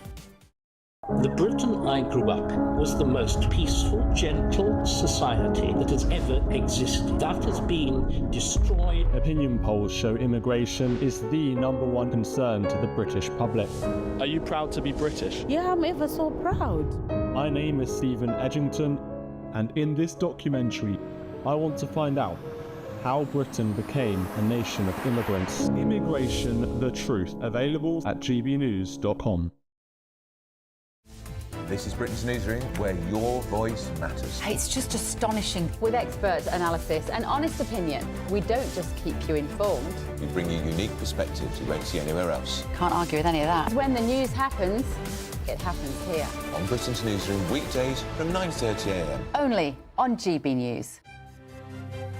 GB News Breakfast. Every day from 6 a.m.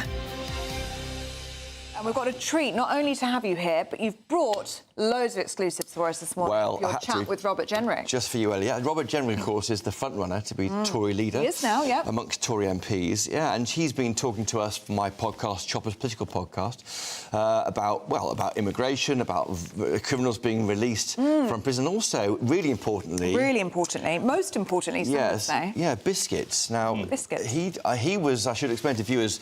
Robert Jenrick, during the COVID pandemic, had to pull together a hamper of goods for those isolating, and he put in a special biscuit. Yes. Here's what he had to say on the podcast. We'll move on to the future and what your plans are. Your biggest achievement in government, what do you reckon it was? I know what it was. Well, you go first. Yeah, custard creams. I thought you were going to say that I saved a penny. Oh, that's another one of our campaigns, yeah. But custard creams, briefly. I mean, you were the community secretary. You had to provide food boxes during the COVID pandemic. And what did you put into those food boxes? Custard creams, the people's favourite biscuit. What else? Absolutely. The people's favourite biscuit. Now, across the country... Yes, well, Aidan. Coffees are being dropped across the country. Yeah, is that really the people's favourite biscuit, Aidan? Listen, you'll never change my opinion. I like shortbread, but I like it homemade.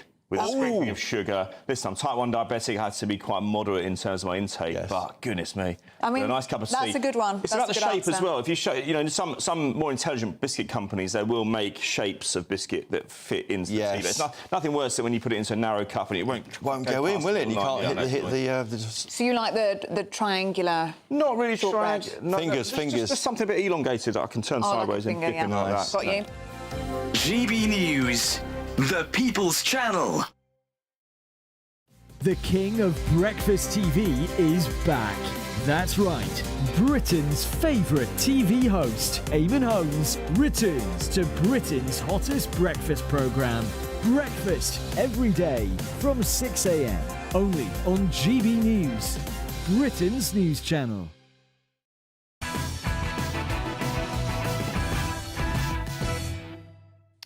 Now, for a truly jaw-dropping exclusive TV interview, a Norfolk couple were fined £3,000 after calling police to report that an illegal immigrant had snuck into their vehicle at the French border. So Border Force decided that they were somehow responsible for not securing their own vehicle. They fined them for, quote, unknowingly smuggling a migrant into the country. Well, it's understood that the fines are only issued when Border Force officers consider that they have significant evidence. But the story raises some, frankly, very serious questions about this country's priorities when it comes to the migrant crisis. The lady initially found someone trying to break into her van. They legged it, but it turned out that there was another one in there already. And I'm delighted to say that I spoke to the woman at the heart of this story, the antique dealer, Janie Cave, a little earlier today.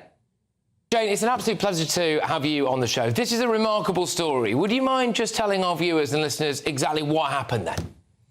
Well, we went to the supermarket, and Ed, my partner husband, phoned. He went to the van when he got an email through on his phone to use he unlocked the van and used my iPad, and then it was unlocked.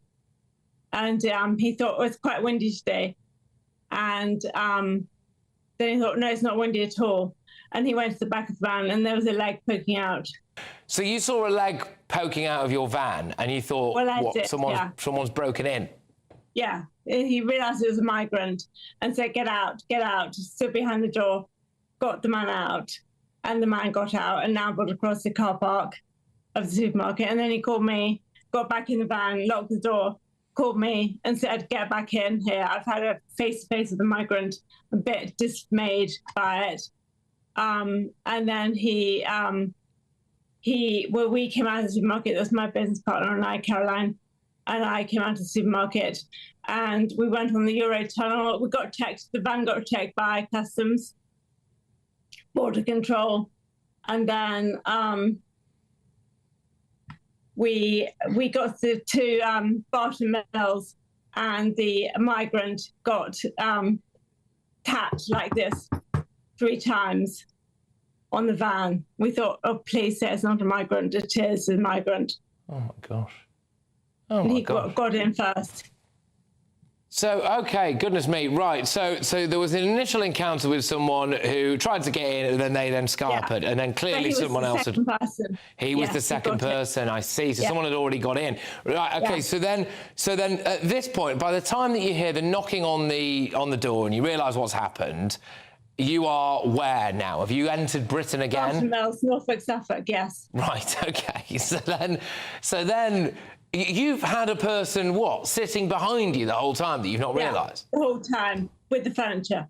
And he was respectful of the furniture and stuff. Oh, my gosh. I know. I mean, that's terrifying. So let's do first things first. That is terrifying. It is terrifying, yeah.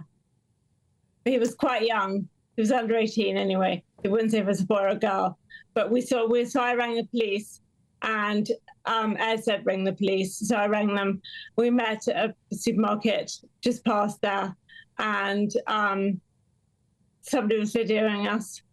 The migrant got caught by the police and taken to a house, which I'm not allowed to say the name of. And then I got interrogated for 2 hours. The guy checked the van. Nobody else in there. That's fine. And that was it, really. So you were interrogated for 2 hours. What kind of questions were they asking you? And also, they then fined you $3,000. Is that right? Yeah, they did, yes. In July, we had to reply. Bye. So what kind of questions were they asking you then? And also, forgive me, but I think myself, like many other people, are probably wondering, well, why on earth were you fined? I mean, you didn't... I know. You weren't human trafficking. I know, but we could have been, but we weren't. We wouldn't have called the police, surely, if we were. Yeah. Yeah, of course. So they were asking you, were they trying to get to the bottom of whether or not you'd done this deliberately? Yes, I think so. And then presumably they concluded that you had, which is why they fined you. Yeah, yeah. So I'm laughing. I mean, it's not funny. It's not funny for you, is it? But it's laughable, I think, what's going on. I would advise you to take him to a lay-by. It was a boy. If it's under 18 or 16, I'd say. And to take him to a lay-by and let him go and don't call the police. Well, quite, yeah, if you want to keep hold of £3,000. £3,000, yeah. OK, so have you now got a criminal conviction as well for this? Ed has got, not a criminal conviction, but he's got a fine of £3,000 being the driver. Yeah. OK. But we're paying it. You're not paying it? We are paying it. You are paying it? Caroline and I are paying it from our business, £100 a month. OK. And could you just tell me exactly how this happened in terms of, so Border Force were asking you questions, you said, well, we called the police. Were asking us questions, yeah. OK, and you said, well, we called you and we alerted you to this, and we obviously didn't know this chap was in here. And I just don't quite understand how they then came to the conclusion that you now needed to be fined £3,000, because you couldn't have really stopped that. Are we now all expected to secure our own vehicles to the point of them being an impenetrable fortress? I think they think that we were a haulage company, and lorry had a lorry. We didn't. We just had transit. Goodness me. OK. And so this is just absolutely bonkers what's happened here. I know. And this must be, conceivably, this must be happening quite a lot to other people. You've just highlighted it. I think probably, yeah. Right. And the actual offence is what? Not securing your vehicle properly? It says here on the letter, Immigration and Asylum Act 1999, the Carriers Liability Regulations 2002, clandestine entrance. Clandestine entrance. Good grief. OK, and... Notice of liability to a penalty. OK, so this is clearly madness. And just while we've got you, just finally, what would your message be to, well, anyone who's thinking of making that journey, whether it's across, you know, on the Channel Tunnel or on the ferry or anything, but also to the police and Border Force, really?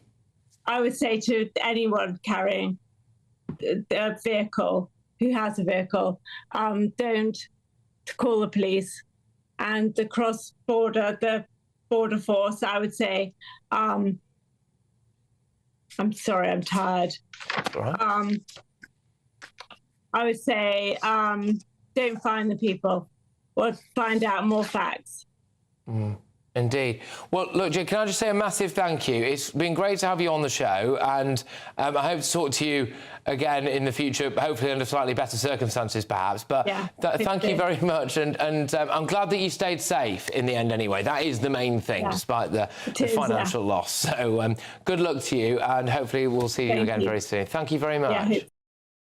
Can you just imagine, seriously, getting a knock on the car, you turn round, there's an illegal migrant in the back of your van that's clearly been there for hours, and then you call the police, and the police turn up, and then they fine you £3,000. So, you know what, this is absolutely bonkers. A Home Office spokesman said, "We are fully committed to stopping people from illegally entering the country and cracking down on people smugglers.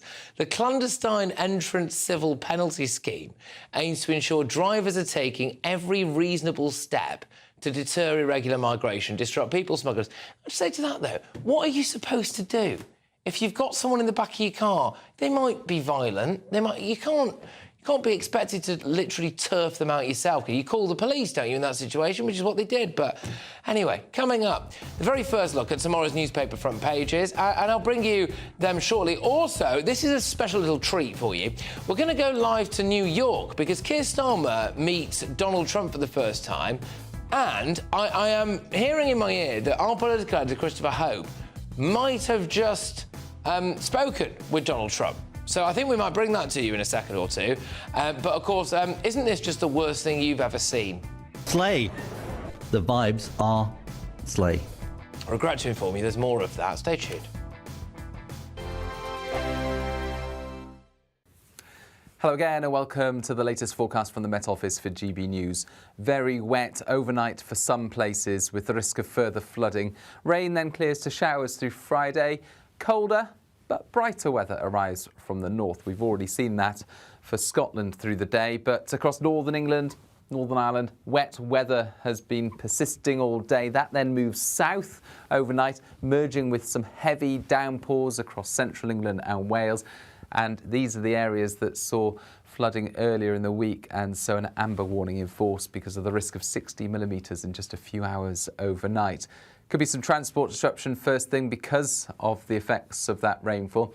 But by the morning rush hour, the heaviest downpours will actually be occurring across the south coast, parts of Hampshire into Sussex and Kent, clearing away gradually from the rest of the south. Brighter skies across Wales and northern England by this stage. Northern Ireland, Scotland seeing a mix of sunny spells and showers. And it's a cold start to the day in these areas with temperatures in some places down in the low single figures. The cold air because of northerly winds, and those northerlies extend countrywide through the morning, helping to push away the last of the rain and bringing brighter skies for many and drier weather finally across much of the country. Having said that, there will be further showers, these not as heavy or as prolonged as recent weather, but certainly a mixed afternoon to come. Sunny spells and showers and a cold wind with highs of just 15 Celsius in the south, 10 in the north. Now, Saturday starts off chilly, a touch of frost in places. Bright, though, across the south and the east, and we keep decent spells of sunshine into the afternoon. Western and northern Scotland, Northern Ireland, northwest England and Wales will see further showers. And by Sunday, after a dry start, unfortunately, we've got more wet and windy weather arriving from the west and the southwest. I'm Nana Acquia. This is GB News, Britain's news channel.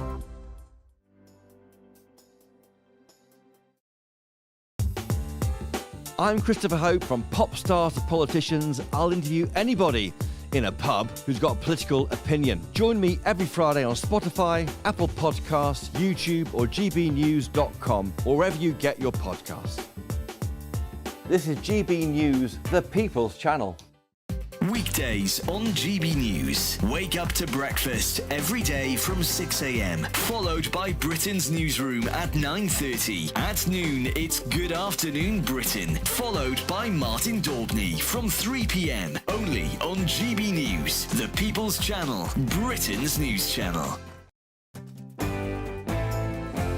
I'm Emily Carver. This is GB News, Britain's news channel.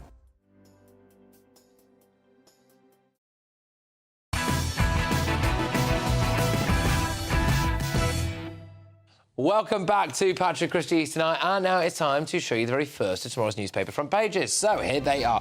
The Daily Mail, unleashed. Political memoir of the century, the bombshell begins. Boris Johnson, my, quote, manly pep talk with Harry in his bid to stop Megxit. In the first extraordinary revelation from a book jam-packed with them, the ex-Prime Minister reveals his attempt to change the Prince's mind. Let's go to the Daily Telegraph. I told Harry not to leave the UK, reveals Boris Johnson.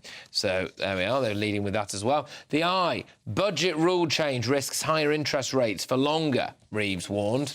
Great. Let's go to the Daily Express. It feels like they don't want him to come back to me. Fenella Clapham on her 260-mile round trip to see her husband, Brian, in a care home. Grief. A distraught woman is having to make a 260-mile round trip to see her husband. Exposes the crumbling care system. That's by Sam Lister, political editor at The Express. She's a regular on this show as well. The Express doing a lot of good work at the moment when it comes to highlighting some of the issues that pensioners are facing in this country. Let's go to the Metro.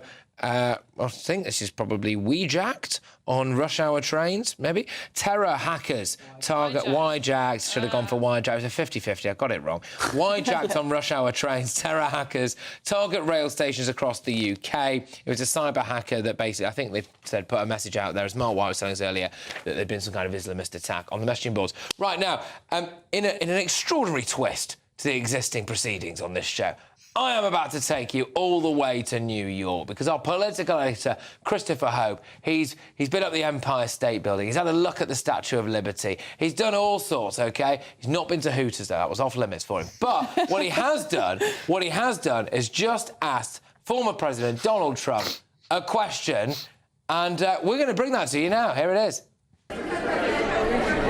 Keir Starmer, the UK Premier. Yes, he's coming tonight. What do you think of him? Some of his colleagues in government are quite critical of you. Well, I'm going to see him in about an hour, so I have to be nice, right? Yeah. But I actually think he's very nice. I think he ran a great race. He did very well.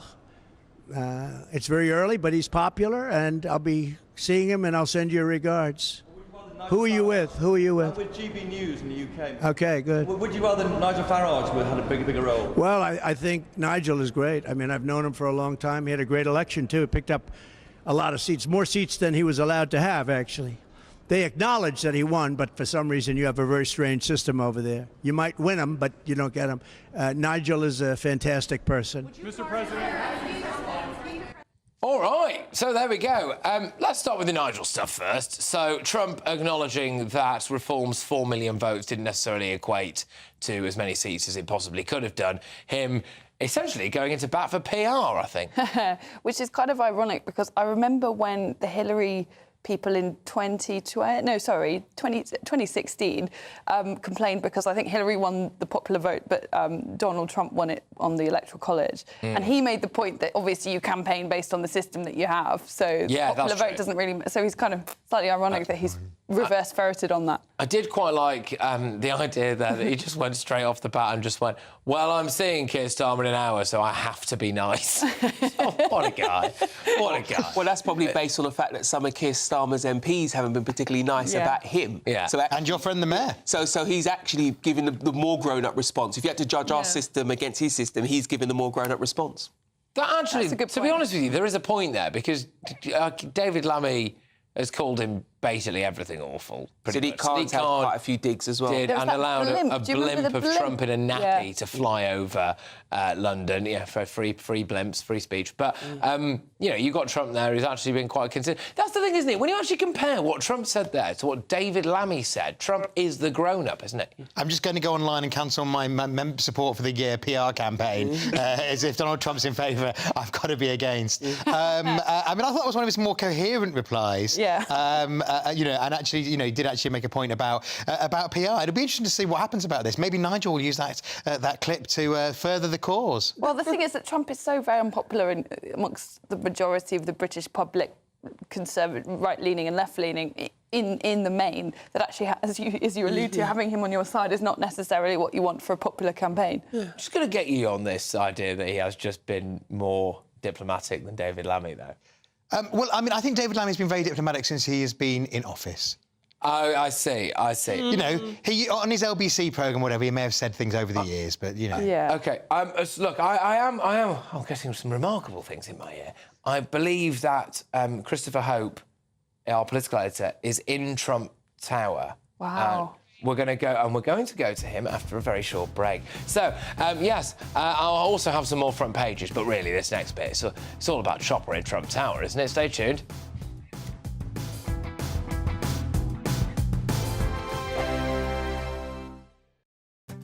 I'm Patrick Christys. This is GB News, the People's Channel, Britain's news channel. GB News Breakfast, every day from 6 a.m. I agree that sometimes a child does need that little break for mental space. If your child's not as academic as other children, school lessons can be quite overwhelming. I went into a maths lesson, actually, and watched the other day, and it was so... I didn't understand it, so I don't know how they cope. So I think that it's not bad to let your child have a lazy day once in a blue moon. I'm not saying have lazy days here, there and everywhere, but it can be good to mental rest and stress relief, and it can get their brains recharged, ready for the next day. Because I've had calls from schools before where my daughter's been very overwhelmed and played up at school. So I've even said to the teachers, you know, I'm going to give you a break tomorrow. I'm going to have her off, recharge her little brain, and then I'll send her back in and she'll have a much better day learning. So that's my view on it. But shouldn't we be teaching children perseverance, that you have to keep going even when you don't feel like it? Yes, I agree with that, but you can do that at home. I mean, in a work environment, it's different because you choose to do that job. But if you're in a school environment, there's subjects there that children aren't necessarily interested in, and it can be a little bit boring for them with the subjects they don't want to learn. But I think that it's OK to let them have a lazy day off. OK. Just one in a blue moon. I'm not saying take lots, but if my child's worked really hard and they've done weeks and weeks of education, they've done well, their brain's a little bit overwhelmed, then I say have a little rest day, recharge your batteries and then get back in school the next day where you'll be learning more rather than playing up and being stressed. GB News, the People's Channel.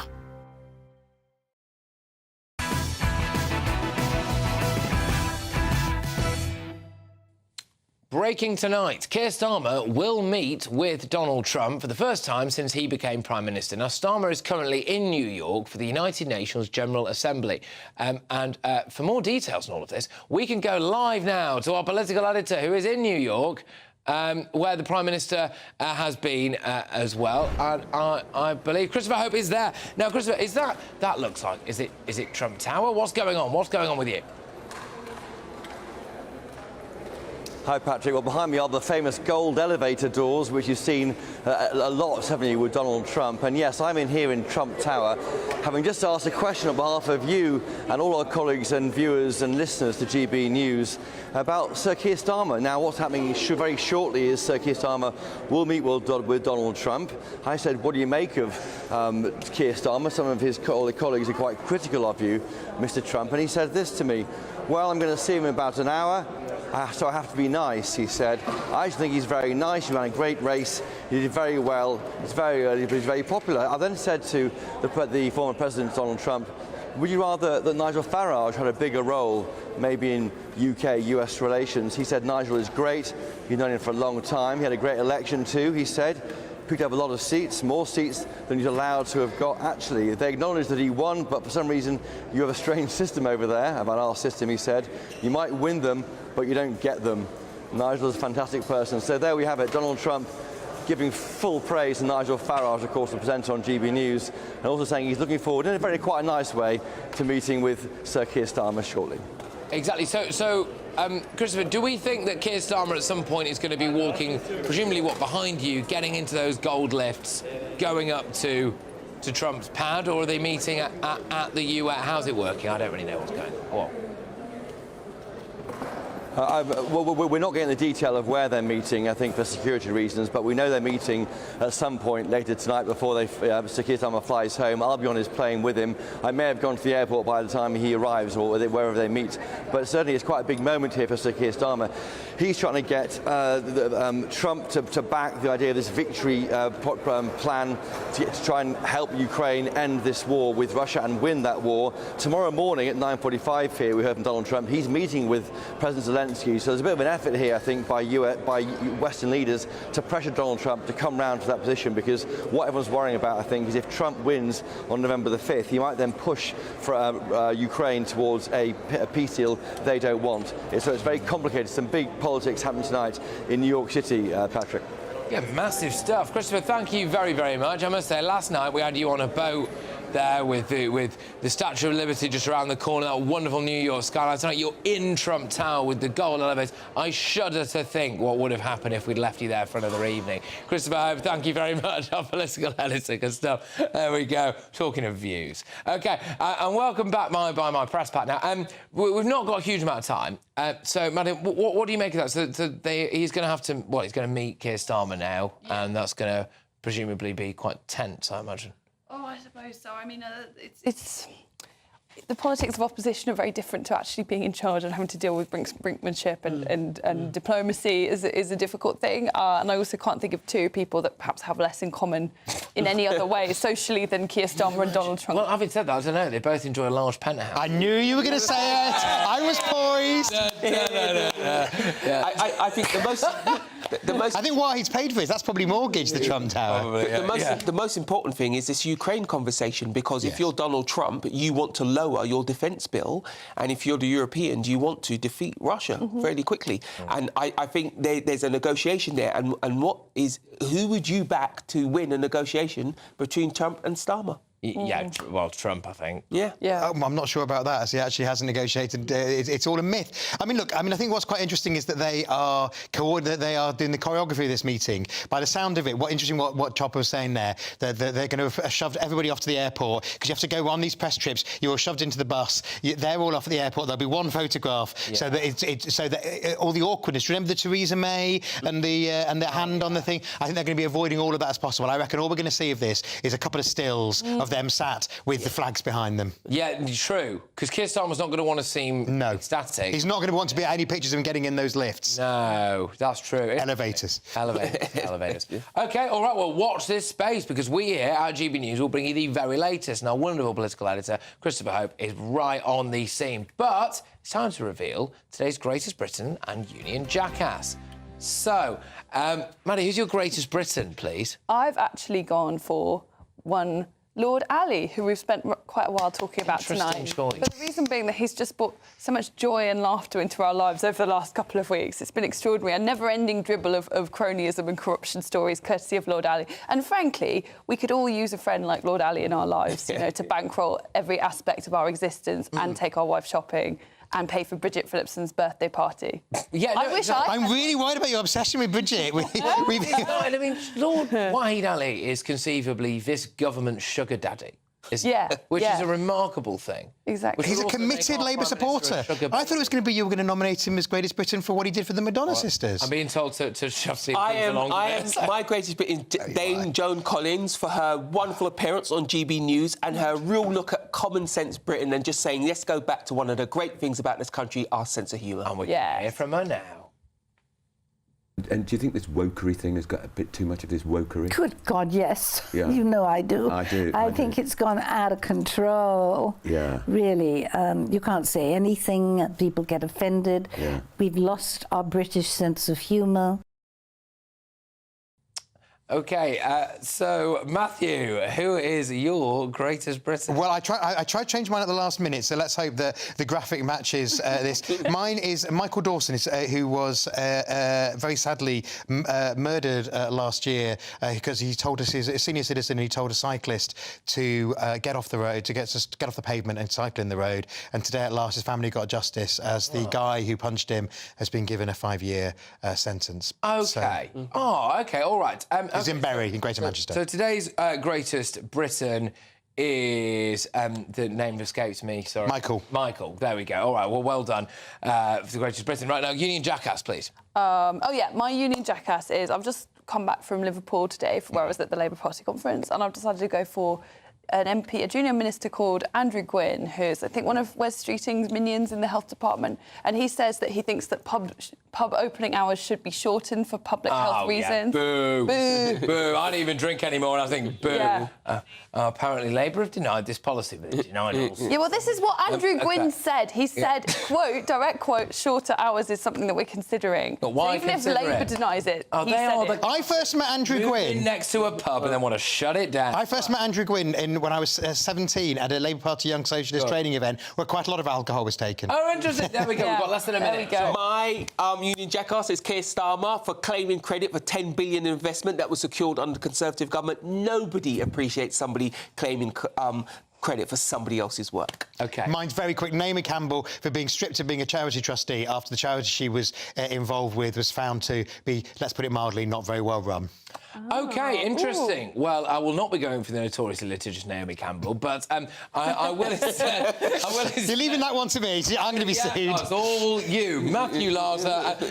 I'm going to go for Gwyn Pubman, because I've done Keir Starmer a few times. Boo. Boo. Yeah. All right, brilliant stuff, guys. A bit of a hectic end to the show, but to be honest with you, I've had a good time. So thank you. Headliners are up next. So we're going to be taking a more detailed look through tomorrow's front pages, and who knows what political editor Christopher Hope might pop up with at Trump Tower. Thank you very much, everybody who's been watching and listening. I will see you tomorrow at 9.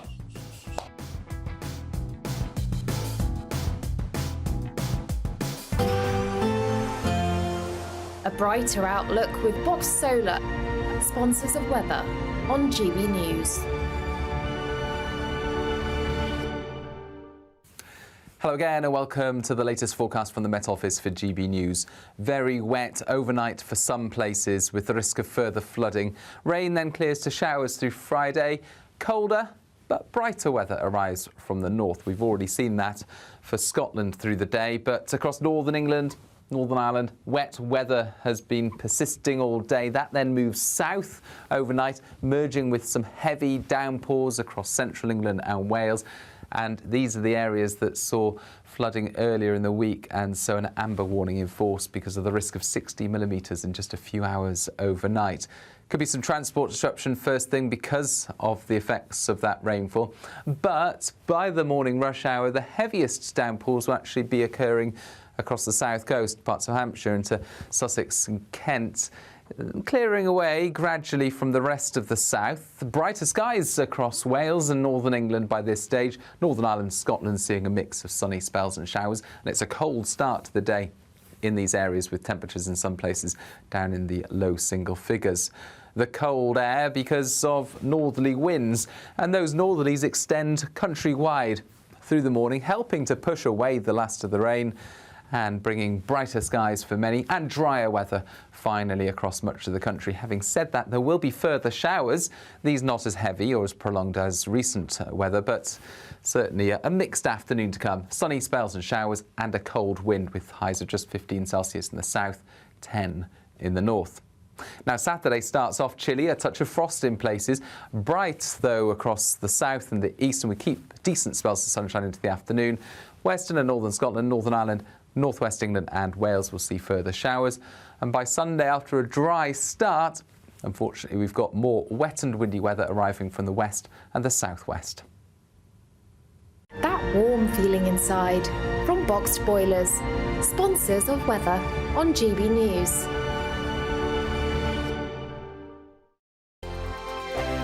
There's an incredible £36,000 to be won in the Great British Giveaway. That's like having an extra £3,000 each month to play with. And because it's totally tax-free, you get to keep every penny and spend it however you like. We could be paying for your entire year until 2025. How amazing would that be?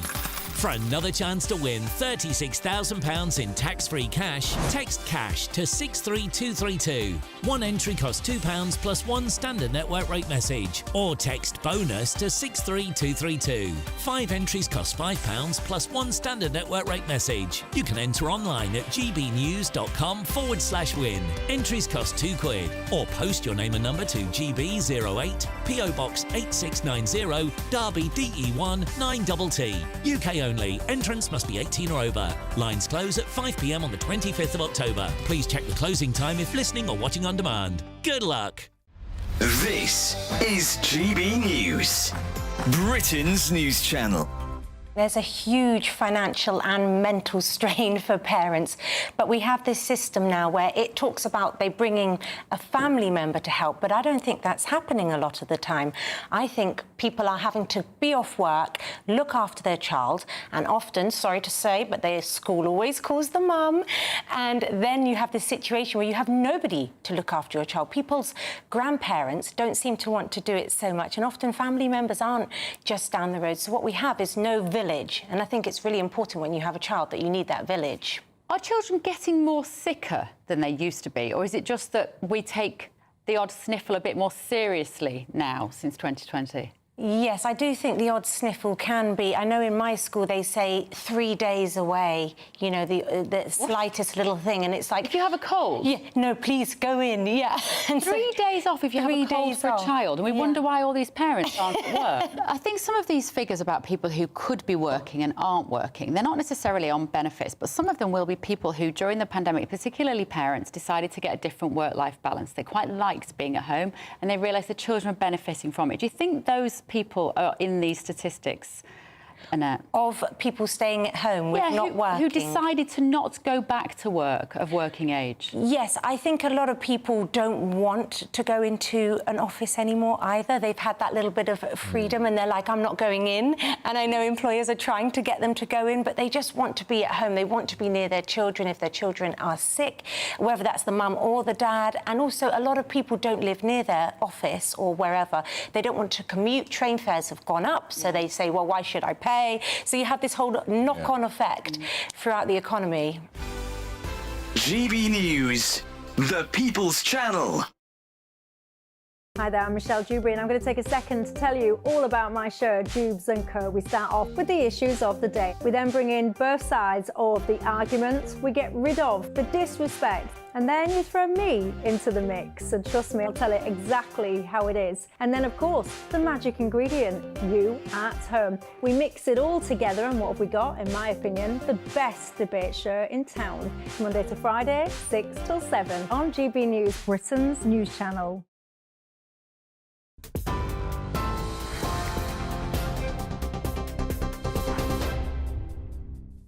Hello there, I'm Mark White. The latest headlines from the GB News Centre. The former US President has told GB News he'll be nice as he meets the UK Prime Minister in New York. Sir Keir Starmer said he wants to establish a relationship with the former president. And Donald Trump told our political editor, Christopher Hope, that he was receptive to that. Well, I'm going to see him in about an hour, so I have to be nice, right? Yeah. But I actually think he's very nice. I think he ran a great race. He did very well. It's very early, but he's popular, and I'll be seeing him, and I'll send you regards. Meanwhile, the Prime Minister has told the United Nations that there must be an immediate ceasefire in the Middle East. Sir Keir said the UK was now returning to a position of responsible global leadership. And he said the most pressing issue had to be securing a halt to the violence in Lebanon. So we are ready to step up in a spirit of respect and equal partnership. I don't claim that solving these problems is easy, but there are positive, practical things that we can do together. This starts with addressing the rising tide of conflict and preventing a regional war in the Middle East. I call on Israel and Hezbollah, stop the violence, step back from the brink. We need to see an immediate ceasefire. The Environment Agency has issued 40 flood warnings and 113 flood alerts for large parts of the UK. Parts of Oxfordshire, Bedfordshire, Northamptonshire and North Yorkshire have been listed by the agency as being most at risk. It comes after an amber warning was issued by the Met Office for more heavy rain, causing further flooding and travel disruption, in particular across the Midlands and parts of the South West. A man has been arrested in connection with a cyber attack targeting railway stations across the UK.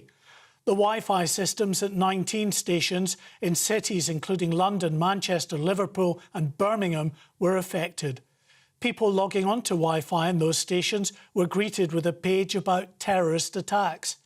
The arrested man is understood to be an employee of a technology company which provides internet access to some network rail stations. And finally, astronomers have unveiled the most detailed map ever seen of our galaxy. From the violent births of newborn stars to the hidden mysteries of the galactic core, these new images show the Milky Way as you've never seen it before. The map is the culmination of more than 13 years of observations. Really is spectacular. You're right up to date with the latest news. Now it's time for headliners. For the very latest GB News direct to your smartphone, sign up to News Alerts by scanning the QR code or go to gbnews.com/alerts.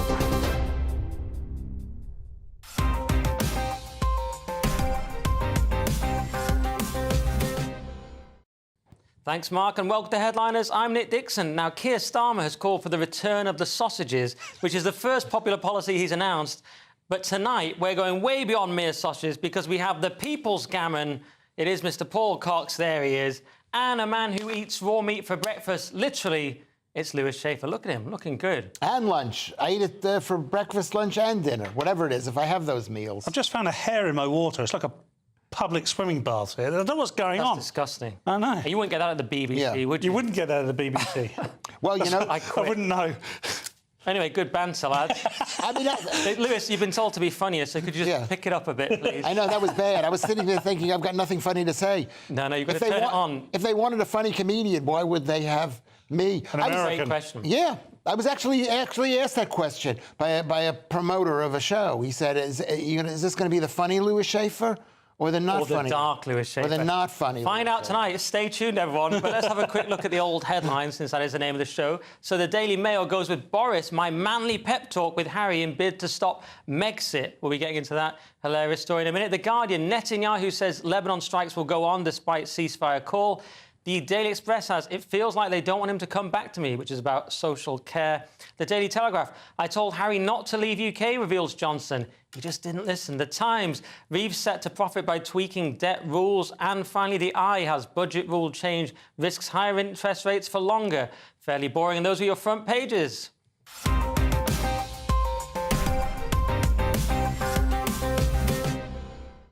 So let's kick off with the Mail, Paul. Oh, it's pure bonking Boris madness, the Mail. Everything is about Boris. He's got his new unleashed political memoir out, and they're plugging that to death. But the headline is, Boris, my manly pep talk with Harry in bid to stop Megxit. So this is, I mean, if there's a man you want to talk to another man about how to look after your women, it's bonking Boris Johnson, isn't it? But I know. He's among the last person one of the last people, right? Him and Elon Musk. For they're not really like solid relationship guys, are they? No, and he's not that manly. You know, How dare you? I don't think he is. I don't think you think. I mean, I would ask Keir Starmer first. He seems more manly in a weird way. Than Boris. Have you not seen Boris doing a tug of war? Yeah. No, I'm going to tell you something about Keir Starmer. They did something similar to that at Eton, but they haven't got the videos. He's a guy who sees what he wants. And he takes it. Who is? Keir Starmer. Keir Starmer, yeah. Old people's money? Yes, he does. There's no doubt about it. The joy of the country. I like that it says unleashed, the political memoir of the century. I mean, how could you say that 24 years in, it's going to be the worst one. Yeah, I mean, this is basically, Boris Johnson, he basically destroyed the country, basically destroyed the country during this time. Isn't he technically an employee here? So I think we want to calm down. I personally think he's a great guy. What do you think, Paul? Yeah, I didn't say there's anything wrong with bonking. I didn't give it all the destroyed the country chat that Lewis Schaefer is. I mean... Well, he destroyed his own political party. He brought in Brexit, which was, I guess, I could say, a lot of people would think is good, but he brought in mass immigration and Keir Starmer. He did have a massive majority, though, didn't he? Sausages. But anyway, but isn't this more about Harry, though, and the relationship? Yeah, this is a lot more about... I mean, we haven't really got to that, but this is... He seems to be... Because he seems to promote himself as the man who can talk to other men and make changes in the world. And he's often... He's going around the world now, you know, talking for £100,000 a minute or whatever, trying to change hearts and minds. And one of them, apparently, is Prince Harry himself. Now, he said that he had a chat with him to try and stop him. It happened, so it didn't work, did it? So I wouldn't say this was the great example that he was hoping for. But this is, you know, this is an explosive revelation from the first chapter of Unleashed. Yeah, this is basically a book advert on the front page, isn't it? That's great. If you can get your book advertised on the front page, that's pretty cool. You've basically won at life. Yeah, I don't know how much money he's going to make. I don't know how much money. Really, he didn't tell you. The Daily,